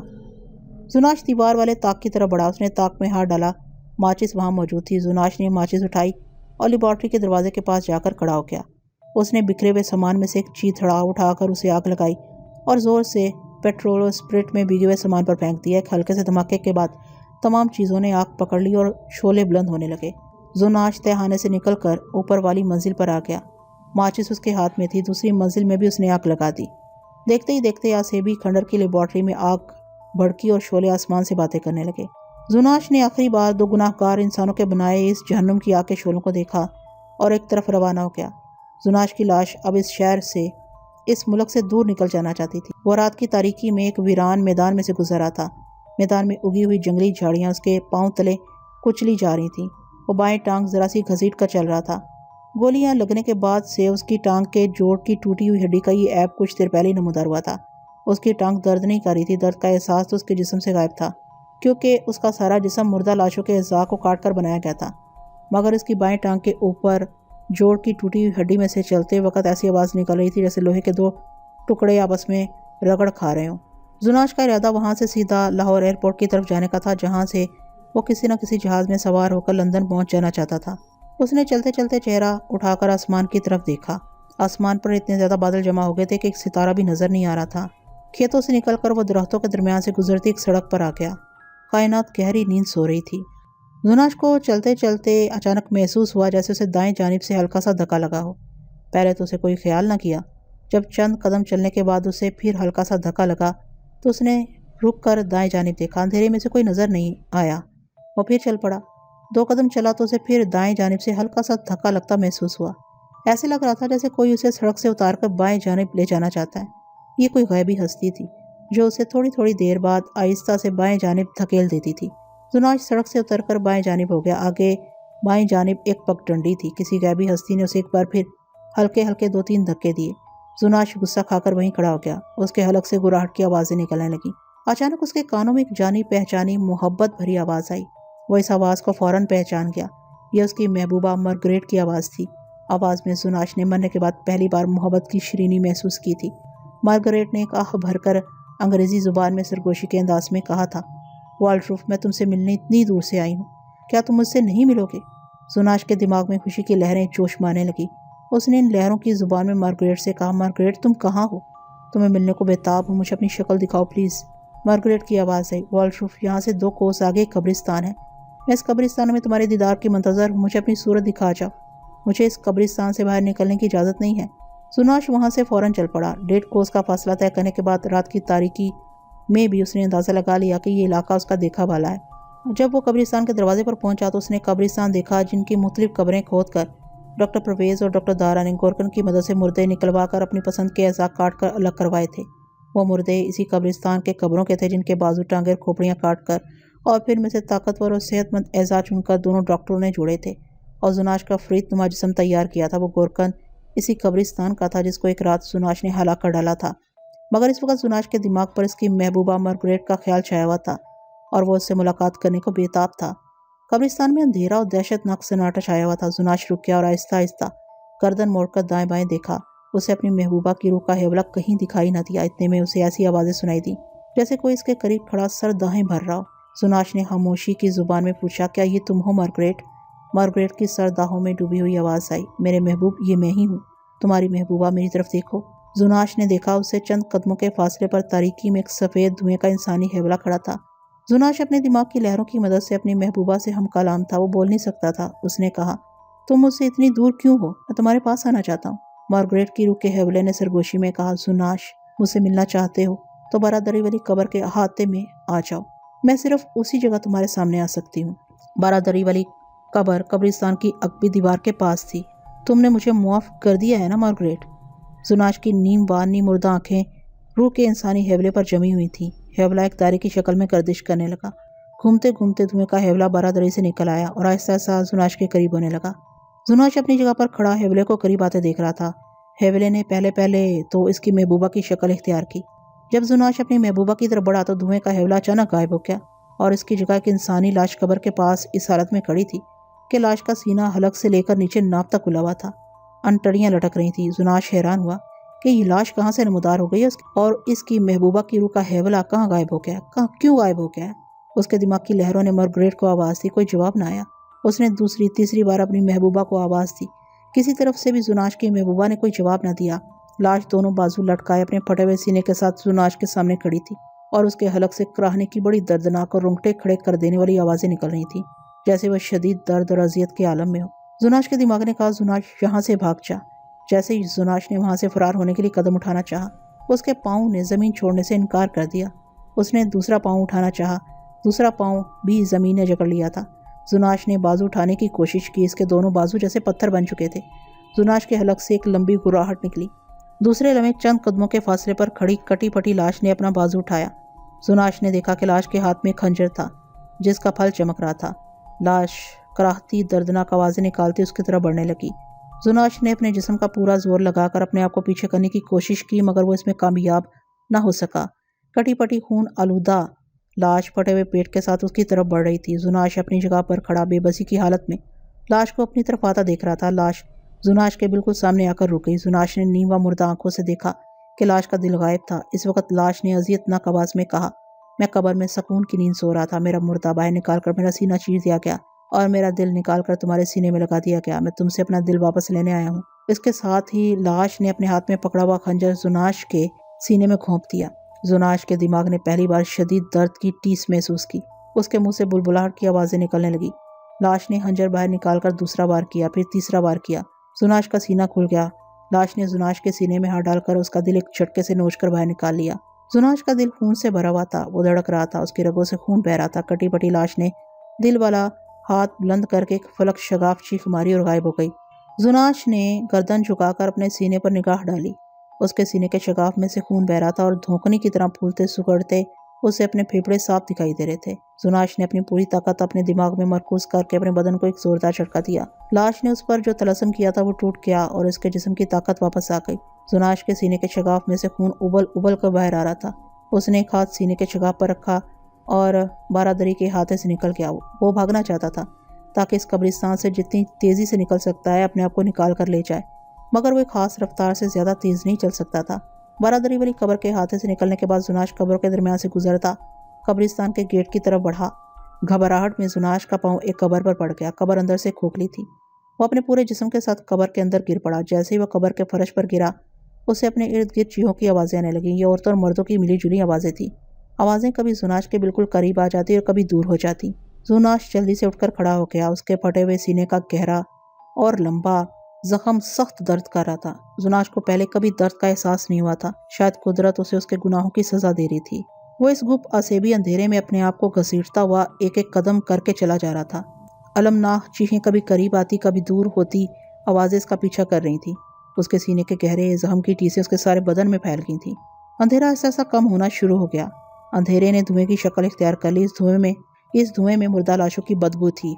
زناش نے پہلی بار اپنا دم گھٹتا محسوس کیا۔ اس کا ایک ہاتھ سینے کے زخم پر تھا جس پر اس کے سینے کے زخم سے نکلتا ہوا خون جم چکا تھا۔ دوسرے ہاتھ کو وہ دھوئیں میں ٹٹولنے کے انداز میں دائیں بائیں اور آگے ہلاتا ہوا چلا جا رہا تھا۔ اچانک اس کا ہاتھ کسی بالوں بھرے جسم سے ٹکرایا۔ زناش ہانپتے ہوئے وہیں رک گیا۔ اس نے بالوں بھرے جسم کو ٹٹولا۔ بالوں کے اندر ایک سانپ چھپا ہوا تھا۔ زناش کا ہاتھ سانپ سے ٹکرایا تو سانپ نے پھنکار ماری اور اس کے ہاتھ پر ڈس لیا۔ زناش نے جلدی سے ہاتھ پیچھے کھینچ لیا۔ اس کے ہاتھ میں سے درد کی ٹیس نکلی اور زناش کے حلق سے ایک ڈراؤنی چیخ نکل گئی۔ وہ پاگلوں کی طرح دیوانہ وار آگے بڑھا، مگر وہ زیادہ تیز نہیں چل سکتا تھا۔ دھوئیں کے کثیف بادل چھٹ گئے۔ زناش نے دیکھا کہ وہ دہکتے ہوئے سرخ لاوے کے ایک بہت بڑے گڑھے کے کنارے پر کھڑا ہے۔ گڑھا لاوے سے بھرا ہوا تھا، لاوا کھول رہا تھا۔ اس میں سے سسکار کی لرزہ خیز آواز کے ساتھ گندک کا دھواں اٹھ رہا تھا۔ وہ لاوے کے گڑھے کے کنارے اپنے آپ کو گھسیٹ کے کچھ دور لے گیا۔ وہاں ایک تاریک غار کا دھانا تھا۔ غار کے اندر سے دل پر دہشت طاری کر دینے والی دبی دبی چیخوں کی آواز آ رہی تھی۔ وہ پیچھے کو گرتا گرتا سنبھل گیا۔ کسی غیبی طاقت نے اسے دھکا دیا تھا۔ جس نے اسے دھکا دیا تھا اسے دکھائی نہیں دے رہا تھا۔ اچانک غار کے تاریک دھانے میں سے چیخ کی آواز بلند ہوئی۔ زناش نے غار کی طرف دیکھا، یہ کسی بچے کی چیخ کی آواز تھی۔ غار میں سے دھوئیں کا ایک چھوٹا سا مرغولا نمودار ہوا۔ دھوئیں کے مرغولے نے گھومتے گھامتے ایک بچے کی شکل اختیار کر لی۔ یہ بچہ فضا میں چکر لگاتا گھومتا زناش کی آنکھوں کے سامنے آ کر کھڑا ہو گیا۔ بچے کا گلا آدھا کٹا ہوا تھا، اس میں سے خون ابل ابل کر اس کے سارے جسم پر بہہ رہا تھا۔ بچے کے منہ سے بڑی دردناک آوازیں نکل رہی تھیں۔ بچے کی شکل اور اس کی خون آلودہ آدھی کٹی ہوئی گردن کو دیکھ کر زناش کو یاد آ گیا، یہ وہی بچہ تھا جس کو اس نے قتل کیا تھا ماضی میں، جب وہ بڑا سفاک قاتل تھا اور لوگوں کو بے دریغ قتل کر رہا تھا۔ تو وہ ایک طوفانی بارش والی رات کو ایک گھر میں داخل ہوا۔ گھر میں صرف ایک عورت اور ایک بچہ ہی تھا۔ عورت بچے کو دودھ پلا رہی تھی۔ زناش پر خون سوار تھا۔ اس نے سب سے پہلے عورت کو بالوں سے پکڑ کر ایک طرف گھسیٹا اور خنجر کے پے در پہ وار کر کے اسے موت کے گھاٹ اتار دیا۔ بچہ فرش پر پڑا زور زور سے رو رہا تھا۔ زناش نے غصے میں آ کر بچے کو اٹھا کر اس کی گردن پر خنجر کا وار کیا، اسے فرش پر پٹک دیا۔ بچے کی آدھی گردن کٹ چکی تھی اور اس میں سے خون فوارے کی طرح ابل رہا تھا۔ زناش کو بچے کی شکل یاد تھی۔ جب وہ بچے کی گردن پر خنجر کا وار کرنے لگا تھا تو عجیب بات ہوئی تھی۔ بچہ روتے روتے ایک دم چپ ہو گیا تھا۔ اس نے حیرت زدہ آنکھوں سے زناش کی طرف دیکھا تھا۔ زناش نے دوسرے لمحے اس کی گردن پر خنجر کا وار کر دیا تھا، اس کو فرش پر پھینک دیا تھا۔ یہ وہی بچہ تھا۔ زناش کے جسم پر لرزہ طاری ہو گیا تھا۔ وہ بھاگ جانا چاہتا تھا مگر اس کے پاؤں زمین نے جکڑ لیے تھے۔ بچے کے حلق سے ایک چیخ بلند ہو گئی اور خنجر کے ایک ہی وار سے زناش کی آدھی گردن کاٹ ڈالی۔ زناش کی کٹی ہوئی گردن سے خون کا فوارہ ابل پڑا۔ زناش کے حلق سے ایسی آواز بلند ہوئی جیسے کسی ایسے اونٹ کے حلق سے نکلتی ہے جب اس کو ذبح کیا جا رہا ہو۔ بچہ غائب ہو گیا۔ اس کا سارا کٹا پٹا جسم جھنجھنا اٹھا۔ وہ کھسٹنے لگا۔ آگے ایک اور غار کا تاریک دھانا آ گیا۔ اس غار میں سے دھواں نکل رہا تھا۔ اچانک اس دھوئیں میں سے ایک بوڑھی عورت باہر نکلی۔ اس کی کمر جھکی ہوئی تھی۔ وہ لاٹھی ٹیک کر چل رہی تھی۔ بوڑھی عورت نے زناش کی طرف لاٹھی کا اشارہ کیا۔ زناش اسے دیکھنے لگا۔ عورت کو دیکھتی زناش کا جسم دہشت اور عذاب کے خوف سے برف کی مانند سرد ہو گیا۔ اس نے اس عورت کو پہچان لیا تھا۔ اس عورت کا دریا کے کنارے ایک مکان ہوا کرتا تھا۔ یہ بیوہ عورت تھی اور محنت مزدوری کر کے اپنا پیٹ پالتی تھی۔ اپنی سنگ دلی اور ایام میں زناش ایک رات اس عورت کے مکان میں داخل ہوا۔ عورت سو رہی تھی۔ زناش نے عورت کو ٹھوکر مار کر جگایا اور کہا کہ تمہارا آخری وقت آن پہنچا ہے۔ زناش بغیر کسی وجہ سے لوگوں کو قتل کرتا پھرتا تھا۔ عورت ہڑبڑا کر اٹھ بیٹھی تھی۔ اس کو جب معلوم ہوا کہ قضا سر پر پہنچ گئی ہے تو اس نے ہاتھ جوڑ کر روتے ہوئے کہا، مجھے نہ مارو، میرا بیٹا پردیس گیا ہوا ہے، کل گھر واپس آ رہا ہے، مجھے اپنے بیٹے سے مل لینے دو، اس کے بعد بے شک مجھے قتل کر دینا۔ مگر زناش اس وقت پورا خونی درندہ بن چکا تھا۔ اس نے خنجر نکال کر بوڑھی عورت کے پیٹ میں کھونپ دیا۔ یہ وہی عورت تھی۔ زناش نے اسے پہچان لیا تھا۔ عورت بالکل سیدھی کھڑی ہو گئی۔ اس کے ساتھ ہی وہ عورت سے ایک چھوٹا سا چمگادڑ بن گئی۔ چمگادڑ نے ہوا میں غوطہ لگایا اور باریک چیخ کی آواز نکالتی ہوئی زناش کے سینے کے شگاف میں سے اس کے کٹے پٹے جسم کے اندر داخل ہو گئی۔ اس نے زناش کے جسم کے اندرونی اعضاء کھانے اور خون پینا شروع کر دیا۔ زناش شدت درد سے کراہنے لگا۔ چمگادڑ اس کے جسم کے اندر اعضاء کو نوچ رہی تھی۔ وہ اس کے دونوں گردے اور پھیپھڑے کھا گئی۔ اس کے بعد وہ زناش کے سینے کے شگاف سے نکلی۔ اس کی گردن کے خون آلودہ زخم سے چمٹ گئی اور اس کا خون پینا شروع کر دیا۔ زناش کا سارا جسم ایک جگہ جیسے ساکت ہو گیا۔ درد کی شدید لہریں اس کے جسم کے ذرے ذرے سے اٹھ رہی تھیں، مگر اس میں اتنی بھی سخت نہیں تھی کہ ہاتھ ہلا کر اپنی گردن سے چمٹی ہوئی چمگادڑ کو پرے ہٹا سکے۔ جب زناش کے جسم کے گوشت اور اس کے خون سے چمگادڑ کا پیٹ بھر گیا تو وہ غوطہ لگا کر غار کے دھانے کی تاریکی اور دھوئیں میں گم ہو گئی۔ زناش، جس کے جسم میں 10 آدمیوں کی طاقت تھی، نقاہت سے گرنے لگا تھا۔ اس نے اپنے آپ کو سنبھالنے کی کوشش کی لیکن وہ گر پڑا۔ نہ جانے کتنی دیر اسی طرح زمین پر پڑا رہا اور درد کے عذاب سے تڑپتا رہا۔ پھر جیسے کسی نے اسے پکڑ کر اٹھا دیا، وہ اپنے پاؤں کے سہارے کھڑا ہو گیا، مگر اس کا جسم خوف عذاب اور درد کی شدت سے ڈول رہا تھا۔ اس کی ٹانگوں میں تھوڑی طاقت آ گئی تھی۔ وہ اسی طاقت کے سہارے آہستہ آہستہ اپنی ایک ٹانگ کو گھسیٹ گھسیٹ کر چلنے لگا۔ اس کے ارد گرد ایک بار پھر اندھیرا چھانے لگا تھا۔ اس اندھیری فضا میں ہر قسم کی دبی دبی گھٹی گھٹی رونگٹے کھڑے کر دینے والی آوازیں آنی تھیں۔ اس عصیبی اندھیرے میں اچانک ایک چڑیل کا ڈراؤنا چہرہ نمودار ہوا۔ اس کے بال کھلے تھے، اس کے کان کندھوں تک لٹک رہے تھے، اس کی آنکھوں سے لال دہکتے ہوئے انگارے تھوڑی تھوڑی دیر بعد جھڑ رہے تھے۔ اس کی ناک غائب تھی، ناک کی جگہ ایک تکونا گڑا بنا ہوا تھا۔ وہ اندھیرے میں الٹے پاؤں چلتی، چیختی چلاتی، خنجر لہراتی زناش کے سامنے آئی اور خنجر کے ایک ہی وار سے زناش کی ناک کاٹ کر اندھیرے میں غائب ہو گئی۔ زناش اپنی جگہ پر لڑکھڑا گیا۔ اس کی ناک سے خون نکل نکل کر اس کے حلق میں گرنے لگا اور پھر اس کے منہ سے باہر بہنے لگا۔ درد، اذیت اور عذاب ایک خاص انتہا تک پہنچ گیا تھا، مگر ایک خاص انتہا تک پہنچنے کے بعد پہلے سے زیادہ شدت کے ساتھ دوبارہ شروع ہو گیا تھا۔ اسے اپنی ٹانگوں کی طاقت ختم ہوتی ہوئی محسوس ہو رہی تھی، پھر بھی وہ کسی نہ کسی طرح اپنے آپ کو گھسیٹتا ہوا آگے چل پڑا۔ ٹیلے کے غار ختم ہو گئے تھے، تاریکی چھڑ گئی تھی۔ وہ ایک ویران بیاب و گیا چھوٹے سے میدان میں آ گیا تھا۔ وہ قبریں نہیں تھیں مگر قبریں لگتی تھیں۔ زناش ان ڈھیریوں میں سے گزر کر ذرا آگے گیا تو بادلوں میں بڑے زوردار کڑاکے کے ساتھ بجلی چمکی۔ اس کے 2 سیکنڈ بعد بادلوں میں اتنے زور کا دھماکہ ہوا کہ لگتا تھا آسمان پھٹ پڑا ہے۔ زناش کانپ گیا۔ اس کے ساتھ ہی اس کے بائیں جانب سے سیاہ آندھی اٹھی جس نے آنن فانن ساری فضا کو اپنی لپیٹ میں لے لیا۔ ہر طرف تاریکی چھا گئی۔ طوفانی بگولے زناش کے چاروں طرف چیختے چلاتے شور مچاتے گردش کر رہے تھے۔ پھر وہ نیچے اترنے لگا۔ بگولے کے اندر اس کی گردش انتہائی تیز تھی۔ نیچے آتے آتے بگولے کی رفتار اور تیز ہوتی گئی۔ اس نے زناش کو فرش پر گرا دیا۔ زناش جیسے ہی زمین پر گرا، سیاہ آندھی اور طوفانی ہوائیں چیختی چلاتی غائب ہو گئیں۔ زناش نے دیکھا کہ رات کا وقت ہے، آسمان کو سیاہ بادلوں نے ڈھانپ رکھا ہے، زمین پر کوہرے کی یک بستہ چادر پھیلی ہوئی ہے۔ اچانک قبرستان کی تاریک سرد رات کی خاموشی میں ایک طرف سے عورتوں مردوں کے بیان کرنے کی دھیمی دھیمی آوازیں سنائی تھیں۔ آواز دور سے آ رہی تھی جیسے کوئی جنازہ لایا جا رہا ہو۔ بجلی ایک دم سے چمکی، قبرستان کی ویران فضا روشن ہو کر بجھ گئی۔ بیان کرنے کی آوازیں آہستہ آہستہ زناش کے قریب آ رہی تھیں۔ زناش دیوانوں کی طرح دائیں بائیں سر مارنے لگا۔ آوازیں تیز سے تیز تر ہو گئیں اور پھر گرجتے شور مچاتے بادل کی طرح اس کے اوپر سے ہو کر گزر گئیں۔ زناش کے حلق سے فرق شگاف چیخ نکل گئی۔ یہ خوف و دہشت کی چیخ تھی۔ زناش کا جسم اپنے گناہوں کے عذابوں کے زخموں سے چور چور تھا۔ اس کی شخصیت، اس کا جسم، ہر چیز مسخ ہو چکی تھی۔ وہ موت کا طلبگار تھا مگر اسے موت نہیں آ رہی تھی۔ کوہرے اور تاریکی کی ملی جلی فضا میں زناش نے دیکھا کہ ایک قبر ہے جس کے پاس ایک ایسی لاش کھڑی ہے جس کے دونوں بازو غائب ہیں۔ لاش کے پہلو میں ایک سیاہ فام دوسری لاش کھڑی ہے جس کے ایک ہاتھ میں چمکتی ہوئی تلوار ہے۔ دونوں لاشیں آہستہ آہستہ چل کر زناش کو دیکھ رہی تھی۔ پھر لاش کی ڈراؤنی آواز آئی، میں وہ مردہ ہوں جس کے بازو کاٹ کر تمہیں لگائے گئے تھے، میں اپنے بازو واپس لینے آیا ہوں۔ لاش نے اپنی ساتھی لاش کو اشارہ کیا۔ دوسری لاش نے تلوار کے پہلے وار سے زناش کا پہلا بازو اور دوسرے وار سے اس کا دوسرا بازو کاٹ دیا۔ زناش کے دونوں بازو کٹ چکے تھے۔ اس کی ساری توانائیاں، ساری طاقتیں، ساری مدافعتیں ختم ہو چکی تھیں۔ وہ اپنی حالت زار کا آپ تماشائی بن چکا تھا۔ وہ بے بسی کی حالت میں اپنی ٹانگ کو گھسیٹتا ہوا 2 قدم آگے گیا تھا کہ ایک اور قبر کے پاس ایک لاش ہاتھ میں لاٹھی پکڑے کھڑی تھی۔ وہ لاٹھی کے سہارے چلتی زناش کے سامنے آ کر کھڑی ہو گئی۔ زناش نے اپنی نیم مردہ آنکھوں سے دیکھا کہ لاش کی دونوں آنکھیں غائب تھیں۔ آنکھوں کی جگہ وہاں 2 گڑھے پڑے ہوئے تھے۔ لاش نے زناش سے مخاطب ہو کر کہا، زناش، میں وہ مردہ ہوں جس کی آنکھیں نکال کر تمہیں لگا دی گئیں۔ میں اپنی آنکھیں واپس لینے آیا ہوں۔ زناش بے حس و حرکت کھڑا رہا تھا۔ وہ سوائے دیکھنے کے کچھ نہیں کر سکتا تھا۔ لاش نے لاٹھی پھینک دی اور دونوں ہاتھ آگے کر کے چہرے کو ٹٹولا، پھر فوراً اس کی دونوں آنکھوں کے ڈیلے اپنی مٹھی میں سنبھالے اور لاٹھی ٹیکتی اپنی قبر کی طرف واپس چلی گئی۔ چلتے چلتے اپنی قبر کے پاس پہنچ کر غائب ہو گئی۔ زناش اندھا ہو چکا تھا۔ وہ حواس باختہ کچھ دیر وہیں ایک لاش کی طرح کھڑا رہا، پھر گھسیٹ گھسیٹ کر چلنے لگا۔ وہ 3 قبروں کے قریب سے گزر گیا۔ اچانک اندھیرے میں ایک اور لاش نمودار ہوئی۔ وہ بے ساکھیوں کے سہارے کھڑی تھی۔ اس کی دونوں ٹانگیں غائب تھیں۔ زناش کو ایک ڈراؤنی آواز سنائی دی، زناش رک جاؤ، میں وہ مردہ ہوں جس کی ٹانگیں تمہیں لگائی گئی تھیں۔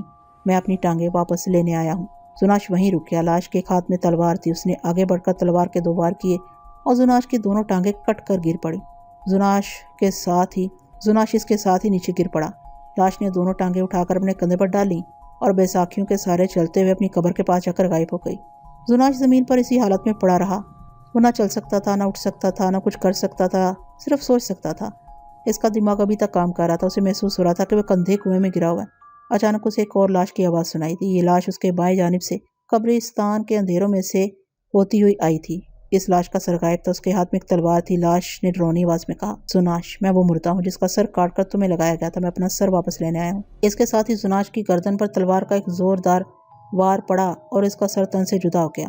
لاش نے زناش کا کٹا ہوا سر اٹھایا اور جدھر سے آئی تھی اسی طرف اندھیرے میں غائب ہو گئی، اور لاش اس کے کٹے ہوئے سر کو بغل میں دبائے اپنی قبر کی طرف جا رہی تھی، اور زناش کے دماغ سے نکلتی ہوئی لہریں جو اسے لوگوں کے قتل پر آمادہ کیا کرتی تھی، ہمیشہ ہمیشہ کے لیے اس کا ساتھ چھوڑ چکی تھیں۔ تا اینڈ۔